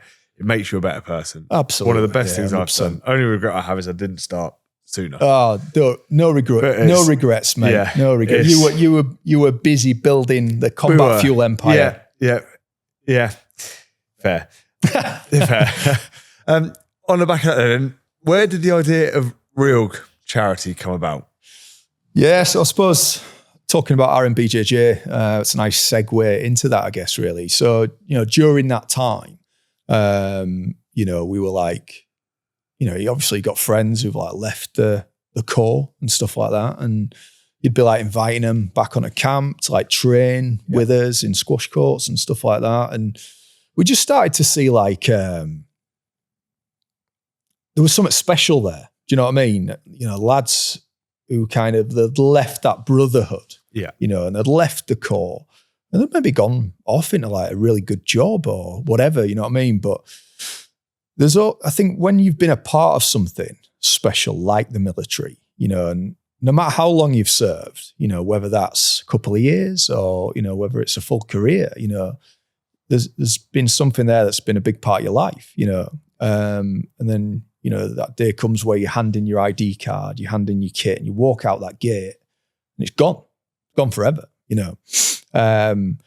So we were inviting lads back on the camp just to train with us, like, no questions asked, just come along and train. And what we always found is that after training, we'd like have a wet or a brew in your case, and we'd catch up and all the rest of it. And I think, firstly, like, you've got a very special bond because you bootnecks, you Royal Marines, you know. But secondly, and you touched on this, when you're doing jiu-jitsu, you develop a special relationship with your training partners because you've got to trust each other that when you get me in a rear naked choke, if I tap, you're going to let go. Because if you don't let go, I'm going to sleep. I'm going unconscious, right? And if you still don't let go, I'm not waking up, or you get me in an arm bar and I tap. If you don't let go, you're destroying my elbow joint, So I think as a result, you develop these very strong like bonds and relationships and a respect, like a mutual respect, where you feel you can share and open up. And, I've had conversations with lads on the mats after training or over a coffee afterwards. And they've told me stuff and they're like, never told that. I've never said that to anyone else, So I think we knew we'd touched on something quite special. And Royal Marine Brazilian Jiu Jitsu was burning and turning, like that was motoring. We had like clubs in every commando unit. We had a team now that was going out and competing. And because it was a core sport, that meant lads had on-duty status. They could go represent the Corps in IBJJF competitions, go to Vegas, all this cool stuff, you know what I mean? So I could focus on veterans, and getting them into jiu-jitsu. And weirdly, I'd kind of, I'd also connected with a veteran, a US Special Forces veteran, who's now become a very, very special friend of mine, almost like a brother, called Alan Shibaro. And he founded We Defy Foundation over in the US, who basically did what I was looking to do, but in a formal, official capacity, right? Yeah. Which was getting veterans training jiu-jitsu through scholarships, right? We were just doing it in an informal sense, where just inviting lads on training jiu-jitsu.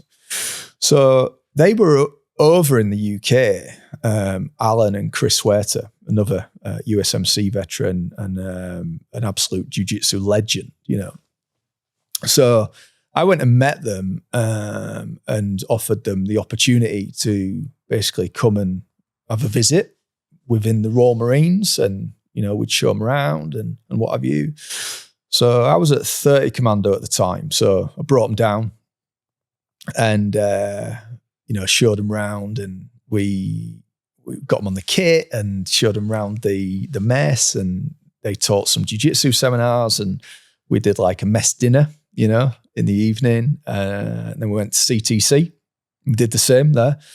And we just, I think like most veterans, especially if you got a shared passion like jiu-jitsu, we just formed this really strong kind of like bond, and Alan very kindly kind of turned around to me and offered me the opportunity to build like a UK arm of We Defy Foundation, which just blew me away. I was like super honored and privileged that he'd offered me to do that. And he'd obviously he'd seen what I'd done with Royal Marine Jiu Jitsu, and he had a lot of nice things to say about that.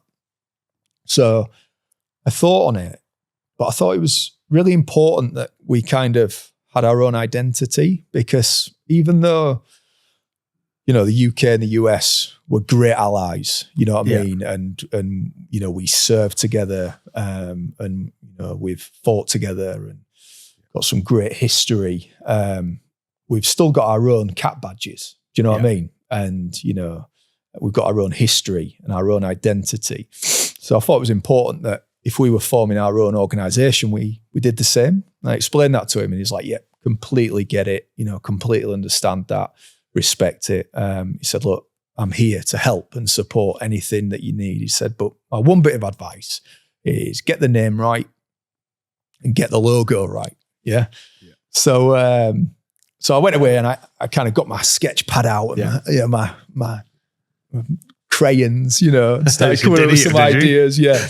And obviously I think I was like a purple belt at this point. And I was looking at different like ideas, and I was looking at like jiu-jitsu sort of techniques, like reversal or switch, because I was wanting it to go from like bad to good, like dark to light. Yeah. Because we were sort of taking them from this place and through jiu-jitsu, taking them to this place, but we're trying to appeal to lads who've never done jiu-jitsu before, so they won't get that. Do you know what I mean? So I started looking at different military terms. And I kind of rested on REORG. And I imagine the majority of people listening to this knows what a REORG is. Yeah. But for those who don't, we've got an objective and we fight through that objective. We clear the objective. We shout the word REORG, and everyone in the section, the team, they echo the word REORG. We come together in all-round defense. We check each other off. No matter what's just happened, good or bad, we move forward with a positive mindset. And I thought, well, that's it. We are using jiu-jitsu as a vehicle to REORG and move forward. So I just used the word REORG, put the commando dagger down the middle because of our commando heritage. Because obviously at this point it's just Royal Marines and commando train ranks that is in our kind of little community. And I bounced it around different lads, who I kind of trusted and respected, and they were like, "Yeah, nailed it, that's great," And we formed it as an initiative under the umbrella of the Royal Marine Charity. And that was it. We just went off on this thing, just kind of helping Royal Marines, getting them to jiu-jitsu academies, getting them training. And at that point, these like jiu-jitsu academies, the black belt instructors were like, yeah, we'll just train them. We'll just get them in. We'll just get them training. Yeah. There was no fees involved or anything like that. It was just, we were just bumbling along, just making it work, And because we were under the umbrella of the Royal Marine Charity, they were like top cover. Anything that we raised, funding wise, so we very quickly started like banging out kit so lads could train in REORG kit to kind of feel like they had a new uniform. Do you know what I mean? Yeah. They had a new uniform by wearing this REORG kit. And Gareth from Tatami Fightwear, he was amazing, kind of just working with me on, designs and kit and all the rest of it. So the money we were generating was going to the Royal Marine Charity. So if we did need to help any veterans, with any kind of funding or membership fees or anything like that, we'd use the money from that to do that. So that was the start of it. But I suppose I very quickly realized that it's not just Royal Marines that needed this. It was the wider military, the wider veteran community. And then, we realized that our first responders, so police, fire, paramedics, kind of would benefit from this too. Which I think, again, is commendable that you can see the bigger picture of actually there's more than just the Corps. And, a lot of us in the military are very much like, it's the military and only the military. If you're not part of our community, we're not helping you. Yeah. And not even like being a nasty way, no. We're not helping you, but you're not one of us. Yeah. Whereas I think we did really well with REORG. It doesn't matter what your background is. No. And it is just, if you have served, then we'll support you. You need the support. Yeah. And it's, please do share. I don't want to say it. You say it. You're the REORG motto, supporting those who. So helping those who help us all. Yeah. And that's it. It is absolutely brilliant, and it brings people together. Absolutely. So let's fast forward. You eventually become a black belt. You're the first black belt in the Royal Marines ever, which is wicked. So first serving black belt. Serving, yes. And what I mean by that is I went from white belt to black belt, while serving in the Royal Marines. Yeah. Obviously, over the years before me, there will have been lads who have done Brazilian Jiu Jitsu and then maybe left and then got a black belt and started an academy and all that kind of stuff. So first guy who's been in service to receive. So first to go from white to black, which was, I mean, the day that I got it was just, I can't quite remember it, if I'm honest. You know what I mean? It was a bit kind of, you never think, like as a white belt, you never think you're going to get a black belt. No. Did you expect to get it on the day you did? Oh, no, not at all. It was very... No. So, wow. So Mark instigated it all, and he said that it was a 40th birthday Shark Tank, basically. It was like to sort of commemorate my 40th birthday. Yeah. Basically the whole Royal Marine Jiu Jitsu team and REORG kind of guys at that point were basically just going to Shark Tank me. So I was like, yeah, brilliant. No better way to celebrate your 40th birthday. You know what I mean? So yeah, that's, and it was at CTC as well, Limston, which is obviously where my jiu-jitsu journey started back in 2004 on Close Combat Instructors course. So yeah, I mean, super special in so many ways, having the lads around me, many of who I suppose I got into jiu-jitsu, whether they liked it or not. Yeah. Because in the early days, I'd basically, just, if I didn't have anyone to train with, I'd just go find someone. You know what I mean? I'd be like, hey mate, have you ever done Brazilian Jiu Jitsu? They're like, no. I'm like, cool. Come on, you're about to. let me show you what it's all about. Did you still get Shark Tanked on that day though, on your birthday? Oh yeah, good. Yeah, absolutely. Yeah. And I wouldn't have had it any other way either. So got Shark Tanked, and then just quickly explain for those that don't know what Shark Tanking is. Yeah, so basically, you're in the middle, and basically you do a round with one of the lads, and then at the end of that round, he jumps out, next guy jumps in, and it just keeps going and going and going until it ends. Yeah, but there's nothing greater, to really kind of exercise your jiu-jitsu, because, exercising your jiu-jitsu when you are depleted, tired, hurting, that's when your jiu-jitsu comes through, you know what I mean? So yeah, it was brilliant. Yeah, love it. And then obviously then you were awarded your black belt. Yeah. So 2019, that was. And now you're 2025 at the Bear Grylls Gone Wild Festival, you received your second degree. I didn't expect that at all. It was brilliant. And I mean, what an occasion to receive it. So, as you know, we attempted the world's biggest jiu-jitsu lesson. Didn't make it, unfortunately, but we did have 1,040 and it was still people. Like the biggest in the UK, the biggest in Europe. It was second biggest in the world. Second biggest in the world, So it wasn't fatal. It was still it was brilliant, and so many people were so into it.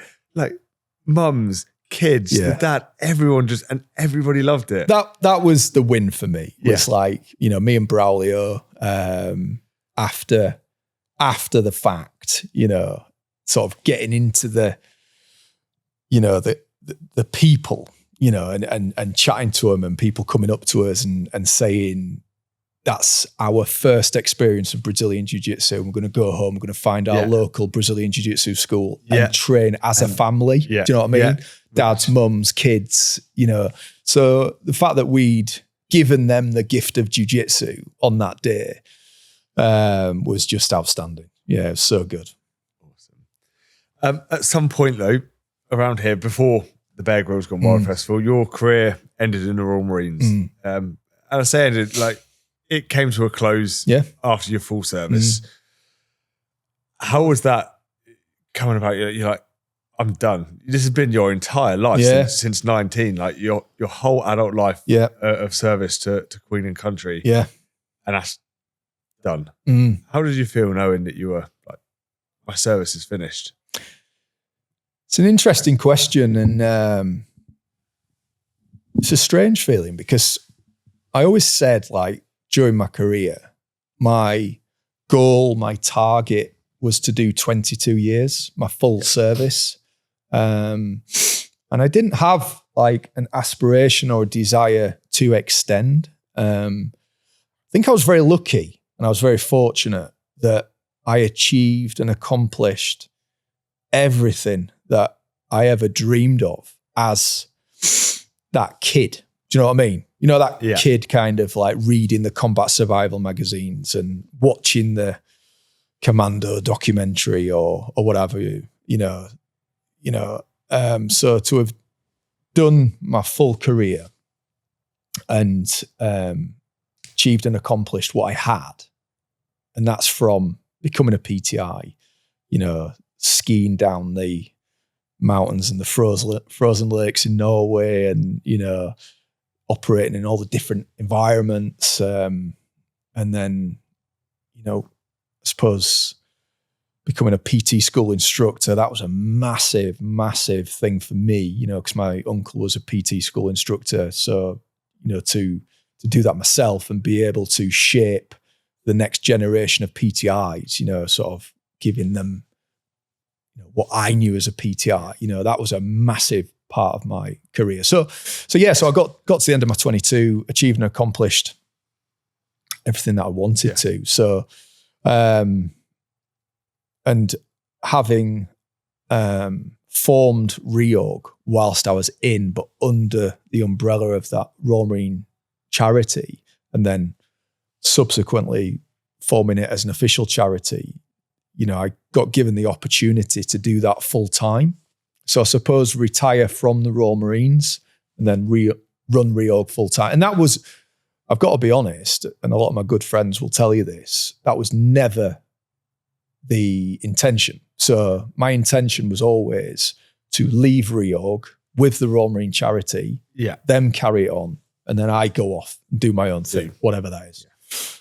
But everyone around me that I trusted and respected were pretty much slapping me around the face and saying, Sam, you cannot leave REORG with the Royal Marine charity and let someone else run it. Like, you've created REORG. Like, you are the kind of fire that's burning in the middle of it. And without that, it will just fizzle out and just fade.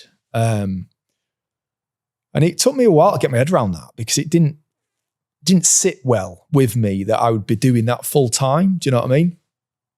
But then again, good friends around me, people I trusted and respected, they managed to change my mindset and the way I looked at it. And effectively, that if you're not doing it, no one's doing it. And all the people you've helped along the way, that wouldn't have happened. Do you know what I mean? So, so I suppose I was, again, lucky. I've used that word a lot during our chat, that I had that to progress into. Do you know what I mean?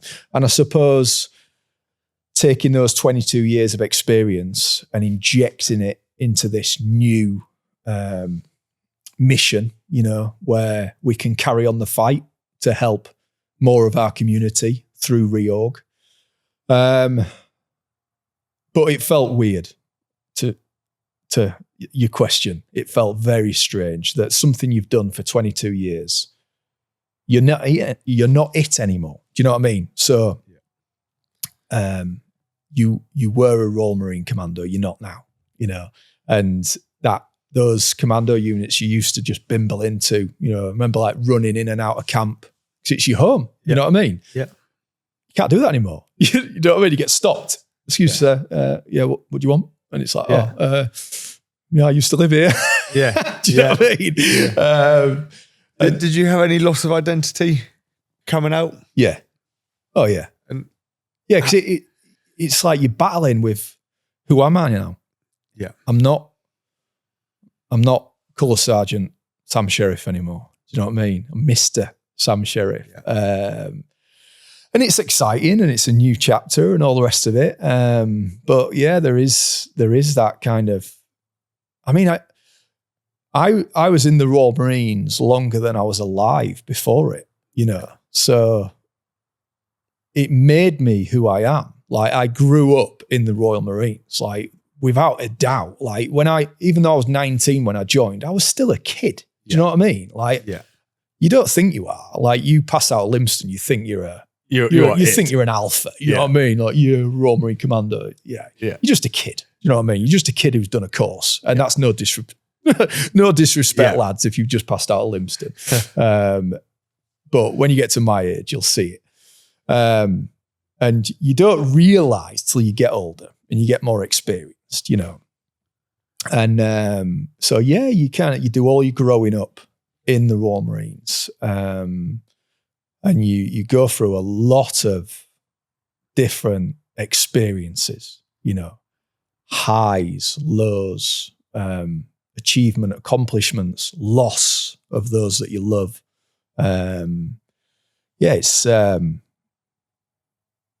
It definitely makes you who you are. You won't be, if you took it away, you won't be that same person, you know. And I think that's where a lot of lads and girls, you know, a lot of men and women, they do struggle with that when they leave. And support's been not just from the lads, but home life as well, and your wife. And it's very, I don't want to say it's very rare. I think the better way to phrase it is divorce and the loss of relationships for those that serve is common. How do you maintain a relationship through all of your deployments, REORG, everything you're giving to everyone else? How do you even have time to commit to a relationship as well, and you know, still happily married today? Yeah. Do you know what? Like, I think, again, I'm tired of using this word now, but look at you. I think I've met someone very special. You know, and you know, me and my wife Amy been through a lot. You know, both of us. You know, she's been through a lot. I've been through a lot, but I think we've done it together. I think that's the main thing. You know what I mean? And I think when you find someone who you understand each other and you can navigate the space and you can listen and understand and ultimately, you know, if I didn't have Amy, you know, holding the fort, you know, she's the one who's keeping everything together. And, you know, I've got, as you know, Alex, I've got an older daughter who's happily married, you know, and living her life. And I've got 2 young boys at home. And, you know, whilst I'm away, flying the REORG flag, you know, doing what I'm doing, she's the one at home, kind of boots on the ground, you know, putting the work in. And I do attempt to remind her of that, you know what I mean? And let her know how much she is appreciated, you know, and all the rest of it. But I think it's understanding, isn't it? It's like, it is a relationship. It's give and take. It's like understanding when maybe you've been a bit selfish and you need to ease off. And a good friend of mine used the analogy, keeping the port and starboard engine aligned, good old Royal Marine, you know, saying. And what I mean by that is, you know, your port engine is work, your starboard engine is home life, you know? And if you put too much into one, you're going to go off your bearing. If you put too much into your other, you're going to go off the bearing the other direction. It's trying to maintain both your port and starboard engine to keep aligned on a true bearing. And it's hard. And it's a challenge. You know what I mean? It takes work on a daily basis because life is hard, isn't it? Do you know what I mean? And just when you think smooth sailing, you get a rogue wave and might flip your boat. Do you know what I mean? And it might take a bit of effort to get that boat back even keel and get back on that bearing again. But if it was plain seas, easy sailing, life would be boring though, right? Yeah, 100%, mate. Boring. Yeah. Have you got any advice for anyone else, especially the military guys that are going through a tough time in relationships? You know, where the easy thing to do is just, do you know what? We'll call that a day, whatever. Yeah. I mean, I don't know if I'm the best person to give advice, but I suppose I'll give what I know. I think the big thing is communication. Do you know what I mean? And I think that's not just like relationships. I think that's just in life. I think when communication falls down, everything falls down. You know what I mean? And just talking. Do you know what I mean? I think a lot of the time people hold things in, they bottle it up, they let it get to a point where you're redlining, and then it just comes out. You know, I think the minute things are getting difficult, just talk about it, you know? Because there's nothing worse than keeping it in and not sharing. I mean, that's why you're in a relationship, innit? You're in a relationship, so you can share things with each other, you know?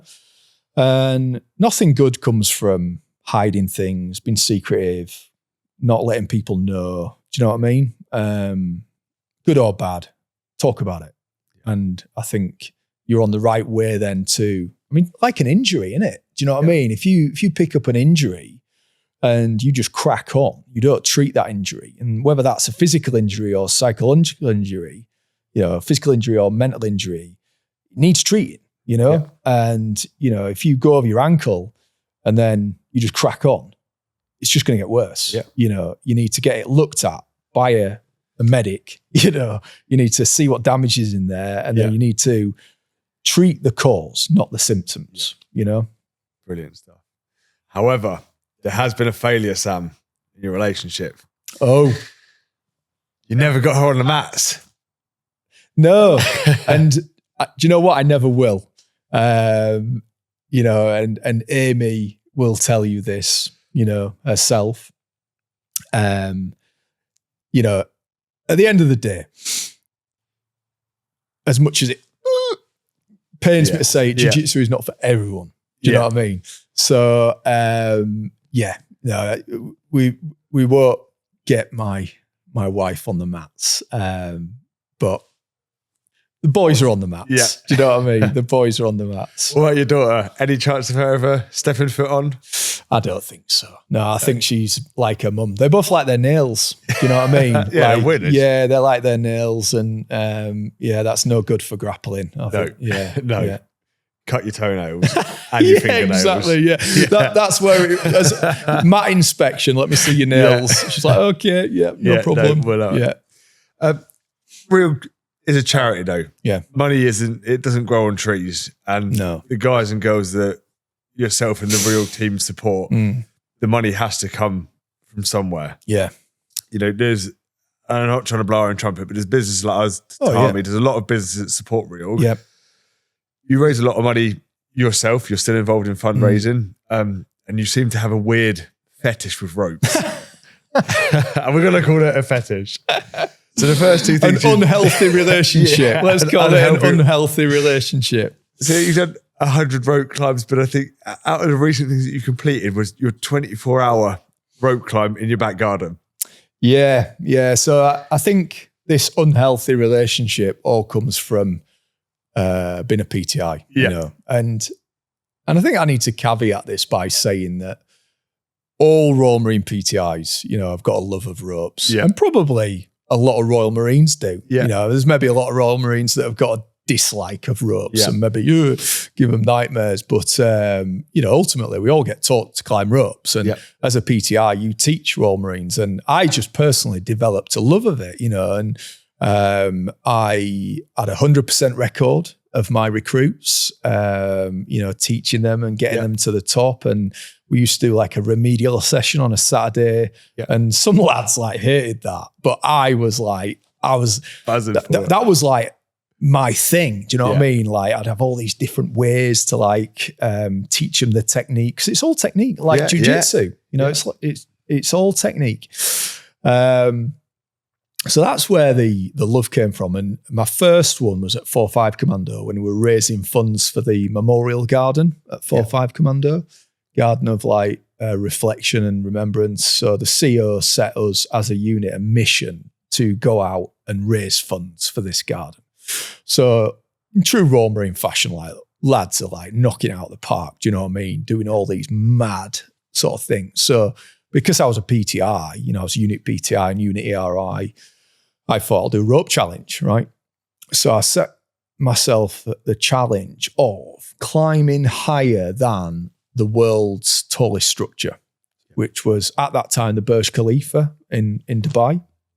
So I think it was like 2,600 and something feet.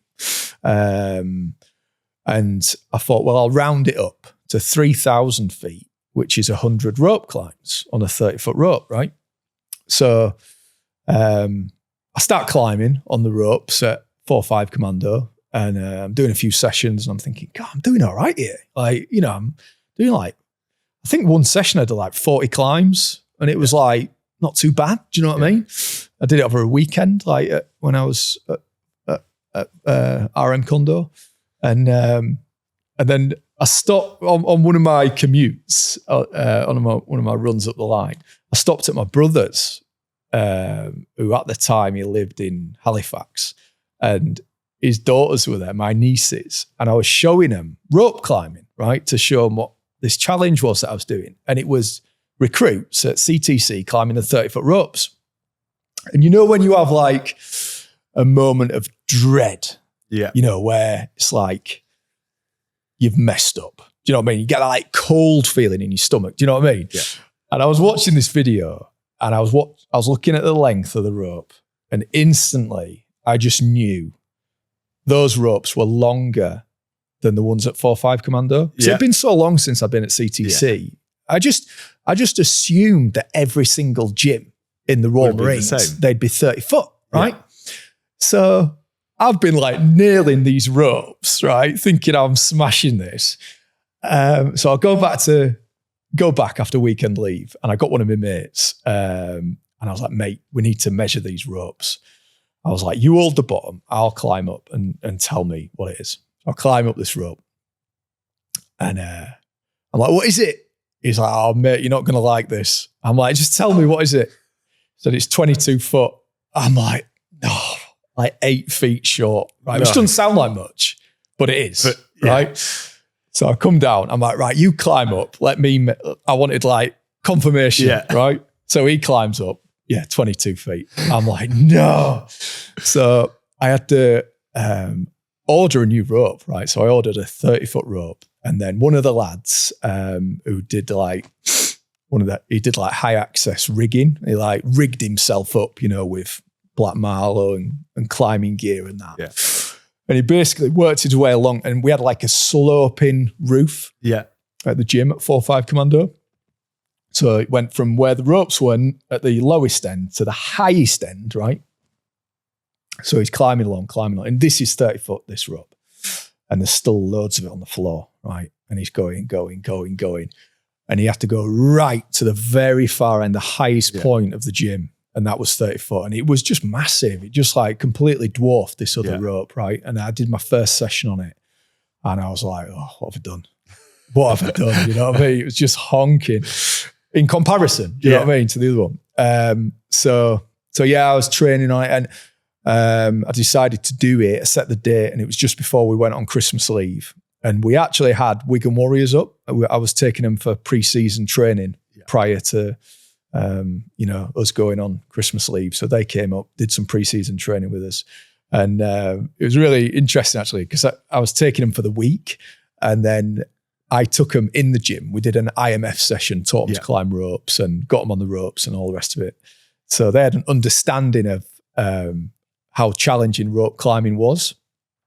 And I said to him in the morning, I said, tomorrow, I won't be able to take you for the pre-season. I said, the other lads will do it. I said, because I'm doing a challenge. I'm climbing that rope for 100 times. And they were like, what? They couldn't get their head around it, and they, throughout the day, they'd come in and like just check in on me, you know. And then, I got to my 99th climb, and like lads were like coming in and out throughout the day and all the rest of it. And I got to my 99th climb, and a load of lads had come in, and Life on the Ocean Wave came on, which for those that don't know, that's like our song for the Royal Marines, So I just felt this surge of, right, I'm going to go back up, right? Yeah. But I'd just done a climb. So I'd just done a climb and Life on the Ocean Waves came on. And against my judgment, like my brain was telling me not to do it, but I thought, I'm just going to go. So I went and I got like one shift from the top, right? And I've never, ever experienced this in my whole career. I was like fully extended and I just had to do one more shift, but I just could not move. Like my body just wouldn't move. It was like I must have just ran out of like energy, or the lactic acid was just built up too much, whatever, I don't know. But I'd seen recruits do it at Livingston. Do you know what I mean? Yeah. And I was always like, I couldn't get my head around what was happening. Have you just stopped? Yeah. So I had like a split second to decide I either attempt this and potentially cream in front of the whole unit, right? Or suck it up, come back down and deal with it. You know what I mean? And that's what I had to do. I had to come back down and I was just ashamed. Like I was ashamed. I was devastated. And I thought, is this it? Have I failed the challenge? You know what I mean? And I had one of the lads there, one of the medics, and he was like, mate, you'll be fine. He said, let's just shake you out and go again, do that climb again. So I had to shake out and all the rest of it. And I did that 99th climb again, did it. And then I had one more climb to do that. And because I rectified my wrong, I knew I was good then. Yeah. And then I did my 100th climb and that last climb, I just like flew up and I got to the top and just hung on one-handed and just like the whole unit just went mental. Yeah. It was just such an awesome feeling. And because of what we were doing it for as well, you know what I mean? Like raising funds for the Memorial Garden of the CO there, the RSM. And yeah, it was brilliant, mate. So yeah, I vowed that I'd never do a challenge like that again because it was just disgusting. It was awful. But yeah, they say you forget pain, don't they? Yeah. So naturally you've thought it wasn't hard enough. So you'd not only do it for 24 hours, but you'd add some weight to it as well. Well, yeah. So the next challenge was, so 10 years had passed since that. And our trustee, Mark Ormrod, had done some like mental challenges for REORG. Yeah. And I just thought, I want to contribute to this. So I thought it has to be like rope related, you know what I mean, to continue the theme. So yeah, I thought I'd do an endurance thing this time. And I was chatting to my wife about it actually, and I was thinking of doing like 10 climbs on the hour, every hour for 24 hours. And she's like, yeah, that sounds awful. I said, yeah, but I know I can do that. Like even though I've never done that before in my life, I just had a feeling that I could do it. Whereas I didn't actually know if I could do 20. Like to me, 20 on the hour, every hour just seemed a bit more impossible. Do you know what I mean? Yeah. She's like, well, why are you doing that then? I says, well, because I don't know if I can do it. And it's a challenge, So it was Halloween and I thought there's no better time to announce an absolutely gopping, hideous challenge. And I thought, once I've announced it, then I've got to do it then. You know what I mean? Yeah. So, so I announced it on that day. I'd do 20 climbs on the hour, every hour for 24 hours, outdoors on an outdoor rope in my garden. In my training building up to that, I had like days where it was snowing. I'd do it at night. I'd do it at like random. I'd just set my alarm and just go out like 3 a.m, just climb, because I knew I had to be doing it for 24 hours. So there the race came and the BBC got on board, they came and covered it, and you guys very kindly supported me on that. So thank you so much for supporting me on that. I started at 10 o'clock in the morning, started climbing and did my first 20 and that was all right. But then I did say as well, because people were saying, are you going to use gloves? And I said, no, we don't use gloves in the Royal Marines to climb. So I'm not going to use gloves. Yeah. And within the first sort of few hours, my hands started to go all shiny. Yeah. And I thought, have I made an error here? Yeah. Do you know what I mean? But now I cracked on and then later on in the day, Mark came. Mark was kind of like supporting me, and the support online. Do you know what I mean? So like people like online were like sending me messages, and we do like lives, when I was climbing, and just the fact that people were staying awake, to watch me. Yeah. It just like it fueled me. It's like it kind of energized me every time like someone commented or kind of said something. It just give you that bit of like energy, you know what I mean, to kind of get back on it. But the worst thing was like that little bit of in between. So when I first started, it was taking me like 25 minutes to do the climbs. And then, so I'd have a bit of like 40 minutes of admin time before the next climb. So that would be giving me time to have some combat fuel and, go to the heads and, just administrate myself, whatever I needed. But then obviously as it progressed, like that would take longer, So it got to the point where it was taking me like 40 minutes to do the 20 climbs, which was less time. And then in the dark hours, like, me and Mark, we'd be like sat around like, we had like a fire going. So we'd like sat around this fire because it was a really clear night, which was brilliant because it meant it wasn't raining, but it was ices. Yeah. Not as ices as it is in here, but it was ices, right? And so we're like around this fire and Mark was like playing all these different songs. Like went for every genre of songs. Do you know what I mean? Like keeping going, and we'd be like around the fire. We'd set all our alarms just in case we nodded off, and we would nod off. Do you know what I mean? But when you're in the field, like you nod off, and then boom, like your alarm goes off, and you're like. But it was enough time to like completely cool down. So like you've gone from like fizzing to like ices, like and you cold, like sweat, like your sweat's gone all cold. Yeah. And like, so I'd get up out of this chair like the Tin Man. Yeah. Do you know what I mean? Like with no oil and like walking over to the rope. I remember getting on the rope and like doing that first shift, like bringing my knees up onto the rope. And it was just honking, the pain like inside my knees here. Cause you squeeze the rope, so it was like my legs had been tenderized with a hammer, So those first 5 were like gupping, but then I was like warmed up then and I'd get the remaining 15 done. Yeah. And I hit like 2 walls, during the first wall was, I think it was about like 2 a.m, something like that. And even though I was like eating loads, getting loads of kind of calories on board, I think I was just like depleted. Do you know what I mean?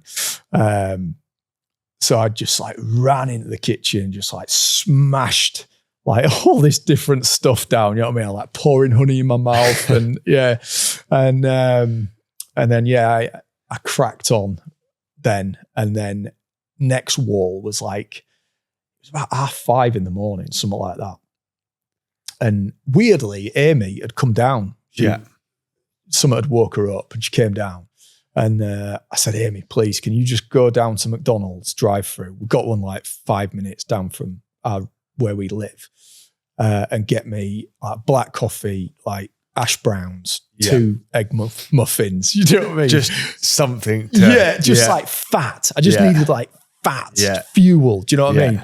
And so she drove down there, got that, come back, and I smashed it. And like on a video game when it's like you get like a power up and it's like boop, boop, boop, boop, boop, boop. That's literally what it was like. Do you know what I mean?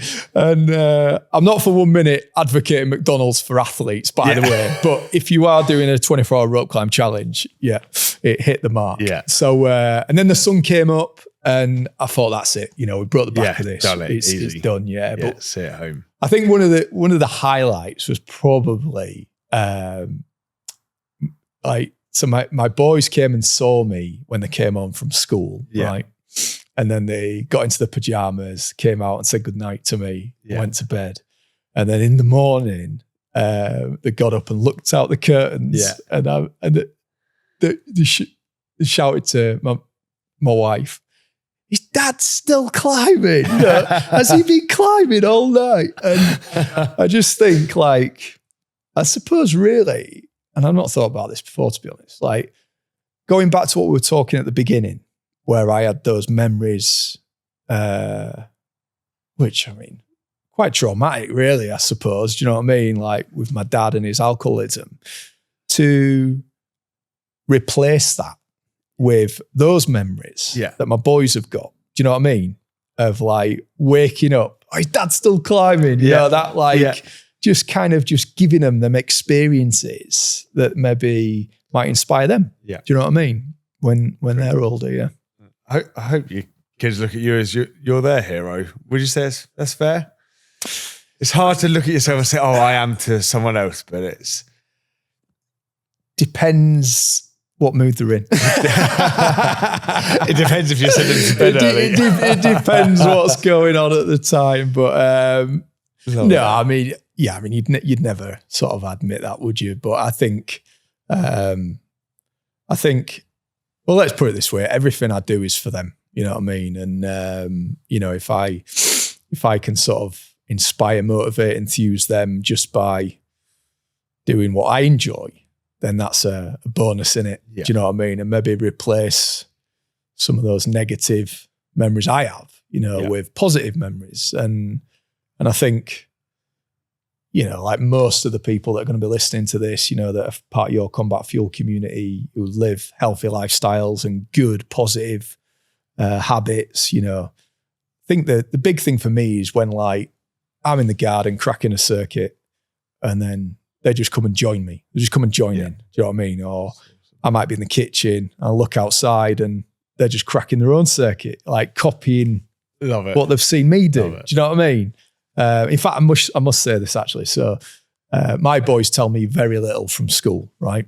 But the other day I learnt from one of the other parents, right, that they had an indoor PE day and they got the old gym kit out. They got the ropes out in the gym, right? Yeah. And my son, Elliot, and his friend, Will, were the only ones in the class to get to the top of the ropes because obviously, you know, Elliot's always messing about on the ropes and Will, his friend, came around the house and I gave him a little rope climbing lesson and they were messing about on the ropes. Yeah. So they were both like super, super pleased with that, you know what I mean? So I think, it's just giving those little nuggets, little skills, but by proxy. Do you know what I mean? Yeah. Just through doing your own actions and that spreading out into them in a positive way, I guess. And it's, but this rope climb challenge, back onto that, it was gopping, wasn't it? Oh, it was awful, mate. It was awful, like horrendous. Fair to say, that's rope climb challenge is done. That's finished. To bed. It's gone. Yeah. You're doing another one. Yeah. But different to the last one. In the respect of... If you're scared of heights, don't listen to this next bit. Yeah, so it's obviously another passion of mine through my career in the Marines was skydiving. So before jiu-jitsu, that was my passion. That's what I did. Like before I met my wife, Amy, you know, that is what I'd do. You know, I'd go away skydiving on a weekend. I'd go to the drop zone and jump. So I loved it. You know, that was my thing. So obviously then I got into jiu-jitsu and like most things, you kind of, when something else becomes your all encompassing, like the other things get left a little bit, don't they? Yeah. So I'd still kept my hand in. Like every now and then I'd go away on a skydiving expedition or whatever and stuff like that. So I thought, wouldn't it be amazing to merge the worlds of rope climbing, skydiving somehow, right? So I thought of what I'd like to do is the world's biggest skydive or the world's highest skydive. And what I mean by that is at the point where I finish the climb, I'm at the highest point that I can be. So I thought in order to do that, I need a helicopter or a hot air balloon where I can hang this rope for me to climb up. So I was thinking, you know, how can I do it? This is just like an idea. I get a lot of my ideas when I'm driving. So I'm just like going through this in my head, this idea.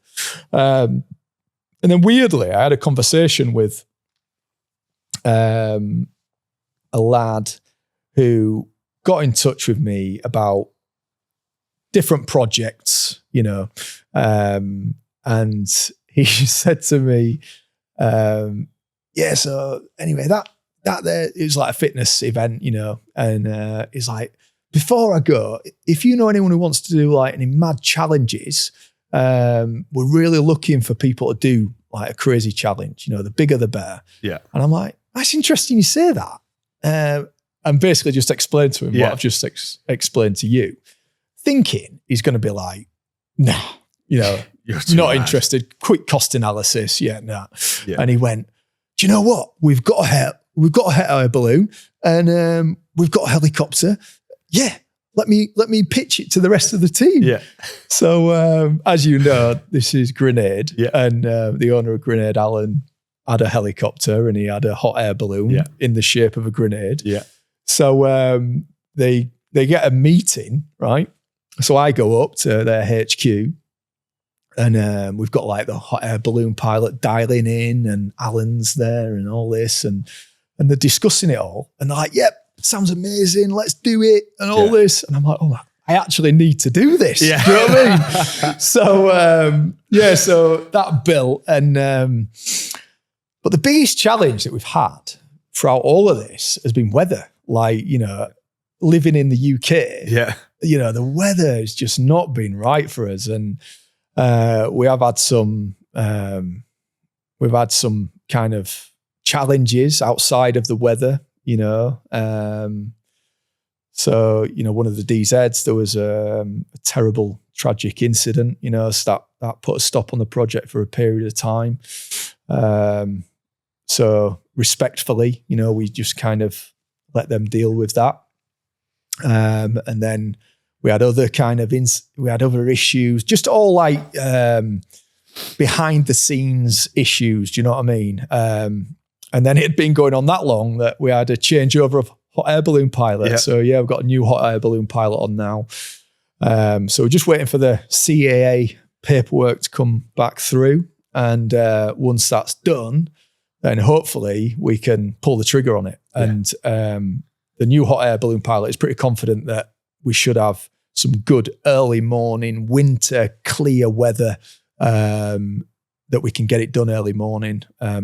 I don't think I've actually explained what it is. So essentially we're going up to 10,000 feet in a hot air balloon and we're going to lower an abseil rope and we're going to lower a 100-foot climbing rope. I'm going to abseil to the bottom of the Black Marlow, grab hold of the climbing rope. I'm going to unclip, then the Black Marlow will be pulled up to the hot air balloon. I'm now free hanging. So I'm hanging at 10,000 feet on the bottom of a 100-foot climbing rope, weighted. So I've got a parachute on my back, helmet, all the gear. The parachute's for safety, obviously. If I fall, I can pull my own parachute. And then basically I just set off and attempt to climb a 100-foot weighted rope climb back to the hot air balloon. I'll get to the hot air balloon, I'll jump off, do a free fall, deploy my parachute, and we'll all have a cup of tea. Yep. That's the plan. Yeah. Brilliant. Yeah. Oh, mate. And good luck for it. It's been a long time coming. I'm sure when it comes about, it'll be thanks, exceptional. Mate. I mean, as you know, and many good friends and people that are involved in this, it's been a long time coming, but I just really appreciate everyone that's sticking with it. Do you know what I mean? Because we've invested a lot in this now. Yeah. And people that know me well know that I will not stop until I've achieved this. And, we just want to get it done now. There's a lot of people who are invested in it and a lot of time and energy. And importantly, a lot of people who've very generously donated to the challenge, so I want to do it for them, but most importantly, do it for our community that we're raising the money for. And which is commendable. You've always been a bit of a madman, like searching for adventure, which brings me back to something you did in Africa when you were serving. That was a long time ago. I mean, the story, you got so close, I can only assume you wanted to try and see if jiu-jitsu worked on lions. But please share this story, Sam, about how you wanted to go and look at lions. Yeah, so at the end of an operational deployment, I had about 7 weeks leave to take up. So I'd kind of done a bit of a bucket list of things that I wanted to achieve and accomplish. And I suppose they were like childhood stuff. Do you know what I mean? So, I wanted to go to South Africa. I wanted to go cage diving with great whites. I wanted to do a walking safari. I was big into animals when I was a kid. I wanted to go to Australia. I wanted to dive the barrier reef and go visit the parks where they have the crocodiles and all this kind of stuff, right? So I'd made this list and I'd planned it all out and I'd costed it all up, in terms of flights and where we'd stay and all this. And I pitched it to the lads who were with me at the time. And one of the lads was like, yeah, that sounds outstanding. Yeah, I'll do that with you. So basically me and another bootneck went on this trip, right? And the specific part you're talking, I won't talk about the whole thing because that's podcasting itself, but the specific part that we're talking about is we're now on a walking safari in the Kruger National Park. And there's basically me, another bootneck. We're young lads at this point. We're Marines, right? So me and two Marines and our ranger, right? And he's ex-South African parachute regiment who became a ranger when he left the service, right? And he said to us, he was like, I'm not going to put on a South African accent because I'll kill it. Right? Please do. I wish I could because it's an awesome accent. But he was like, lads, you don't know how happy I am doing this with you. He says, because normally I've got a big group of like mixed ability. Some are old, some can't manage this, some can't manage that. He says, but you guys, you're fit, you're strong, and you just want to do stuff. You know what I mean? And again, if I told you everything, again, it's a podcast in itself, but we'd wake up in the morning and we'd go and do like a morning drive. So you can never go on foot in the dark. It's just too dangerous. Like obviously all the predators are out hunting at night. So you do a drive in the morning before the sun comes up, right? And then you come back, you have your breakfast, and then you do a walking safari, right? So you go out on foot. So during breakfast, it'd say, right, boys, what we're looking for today. And that particular morning, I was like, lions. I want to see some lions on foot, right? So we set off and he was amazing, right? He'd like pick up their spoor, which is basically their footprints and their poo, you know what I mean? And stuff like that. And he'd be able to tell by his tracking skills were incredible. So it'd be able to tell from like the paw print, like, what angle it was, how much sand had settled, like how long it had been since it had gone through there and stuff like that. So we're following these two male lions who are following a herd of African buffalo, right? Now, for those who don't know, like African buffalo themselves are like super dangerous. Do you know what I mean? They're known for like causing fatalities to people over there. And they're nails. Do you know what I mean? They are nails. So you think of like Africa and you think of just grass, don't you? Like savanna, you can see forever. But it's not. It's like where we were, it's like thick bush felt, right? So a bit like gorse, on like what we have in the UK, you got gorse bushes, don't you? Yeah. It's like that, but 10x. So the thorns on these things are like super, like massive, you know what I mean? So like we're going through these and they're like high, do you know what I mean? Like higher than us. And we're going like through this bush felt, right? Bearing in mind that we're tracking two male lions that are tracking a herd of buffalo, right? Yeah. And we're following them, right? So, like when you're on patrol and like you open your mouth, don't you? So because when you open your mouth, that opens up your ears so you can hear better. Yeah. Like we're just not making a sound. I hardly breathe. You can just hear like the crunching, you know what I mean? Of like under your boots. And so we're going through these thick bush felt, right? And then we come to a bit of a clearing and there's this herd of African buffalo, right? Just like scranning on the ground, right? And he's like, all the way through, he's like giving us running commentary, just like updating us on what's going on and stuff like that. So we're obviously like downwind from these so that they can't smell us. Do you know what I mean? So obviously if they could smell us, it would spook us. So he's making sure we're at the right angles and all that. So obviously they've stopped. So we know now there's somewhere these two lions like keeping eyes on these buffalo. And now we are in that vicinity too. You know what I mean? So we're there and we're kind of looking at these buffalo. And then one of the buffalo just turns and faces us, right? And it just like puts its head up like this, right? And it's like starts snorting. And then all of them, the whole herd just turns and faces us. So now we've got a herd of African buffalo facing us, right? And if they like went at us, we're done. Do you know what I mean? Yeah. We're done. And he says to us, right, if they run at us now, you leg it and you get up the nearest tree that you can find and you get up that tree, right? So it's sort of like QBOs, do you know what I mean? All the way through, it's like QBOs of what we're doing.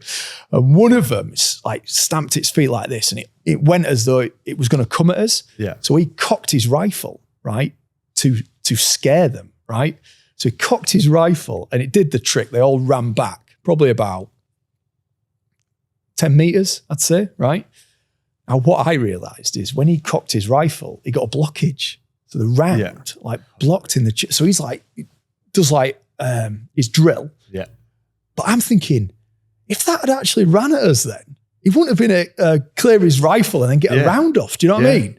So I'm like, so anyway, so he sorts his rifle out and then we back off then, right? And then basically we go like left flanking and we go down into this dried out riverbed. Get into this dried out riverbed and he like goes like this and we drop onto our knees and he just points and probably about 80 meters away is this male lion on its back, right? You know, like your dog does at home. Yeah, it's on its back. It's just had some scrap. Yeah. You know, it's on its back. Yeah. And he's just on his back, his tail's like going like this. And I'm like, oh my God. It's like a male lion, right? So he says to us, right, boys, he says, do one of two things. You can either radio the Land Rover and we'll go right next to it and you can be as close as like we are now. Do you know what I mean? Because when you're in the Land Rover, they don't see you as prey. They just see the vehicle. It's weird. And so I was like, no, let's. So sorry, that was option one. Option two was we go as close as we can on foot, which is a safe distance. So I was like, as close as we can on foot. And my mate, he was like, no, let's get the Land Rover. Let's get the Land Rover. So I'm like, right. We had a video camera. I'm like, hey, you take the video camera. I said, I'll go with the Ranger, right? So me and this Ranger, and he's behind us. We start like creeping up on this like lion, right? And we're in the dried out riverbed now, right? So it's just sand. Yeah, so just sand. And then this lion's on the other side next to an embankment on its back. And we got to within about 50 meters, right? About 50 meters between us and this lion. And he knew then if we got any closer, like it was too close. Do you know what I mean? So we're there and he said that he's going to like alert the lion to our presence, right?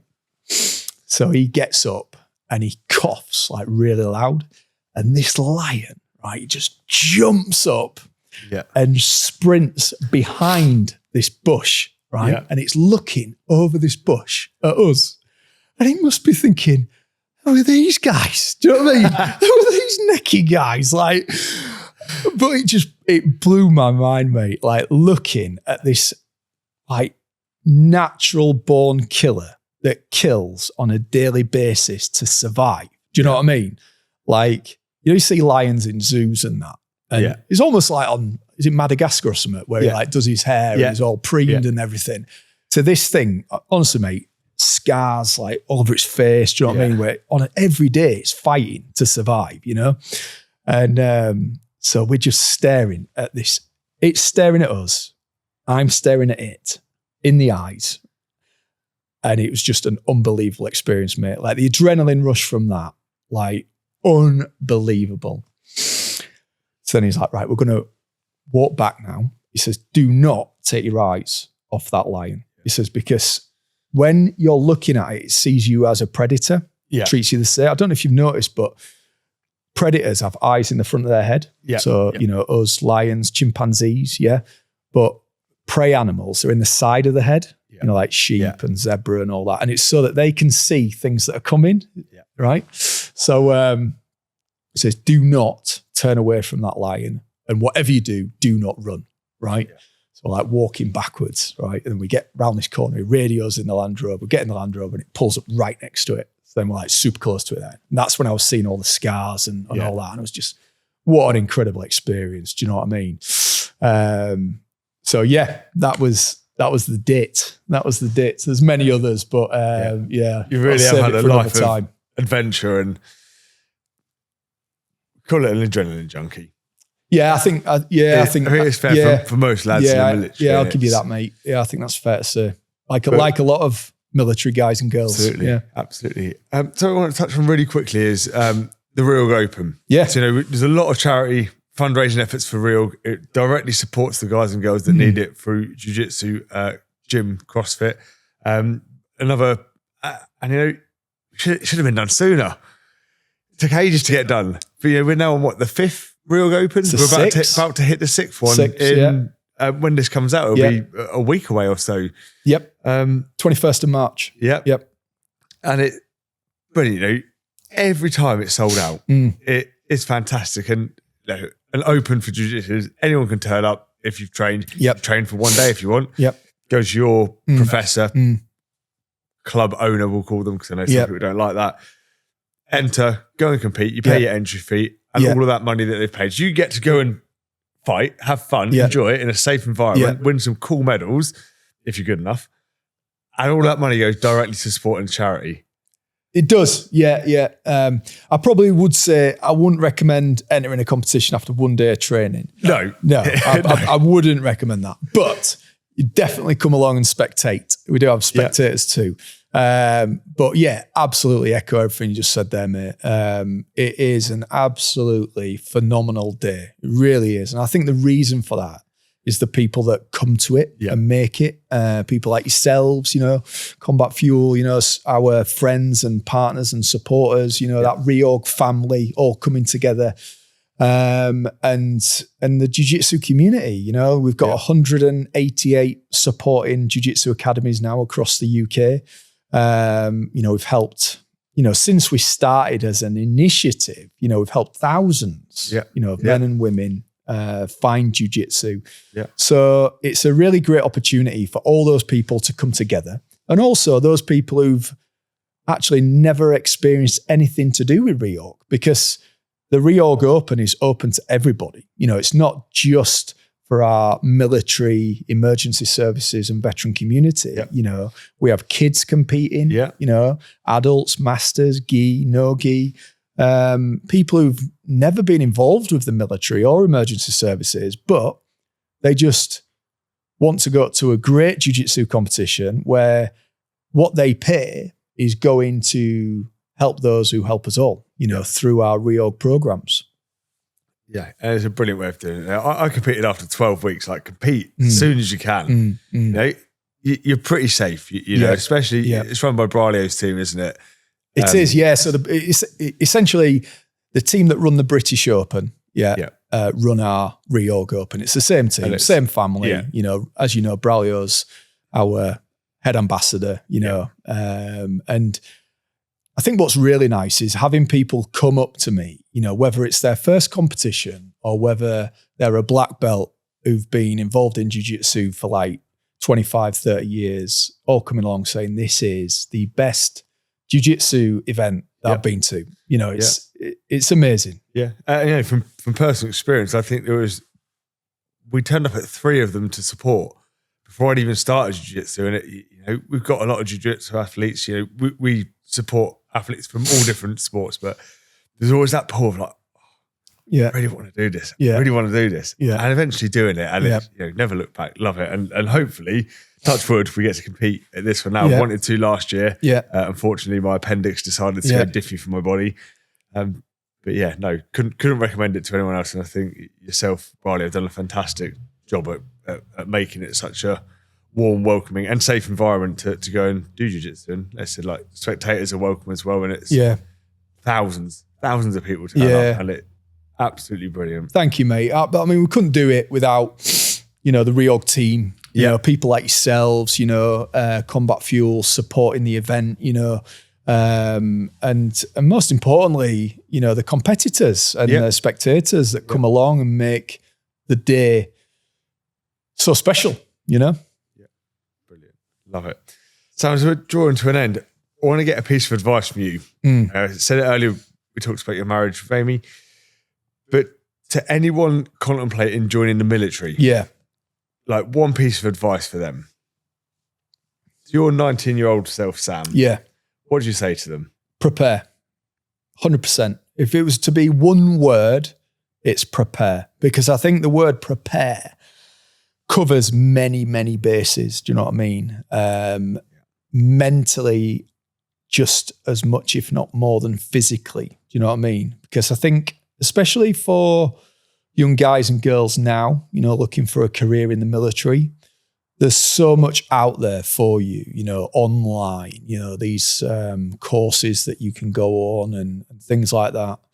But ultimately, you know, when I prepared for commando training, I had nothing other than stories, experiences from people who've done it, a leaflet, you know, from the careers office. But ultimately, most people know what they need to do, right? If you want to join the military, you need to be able to run.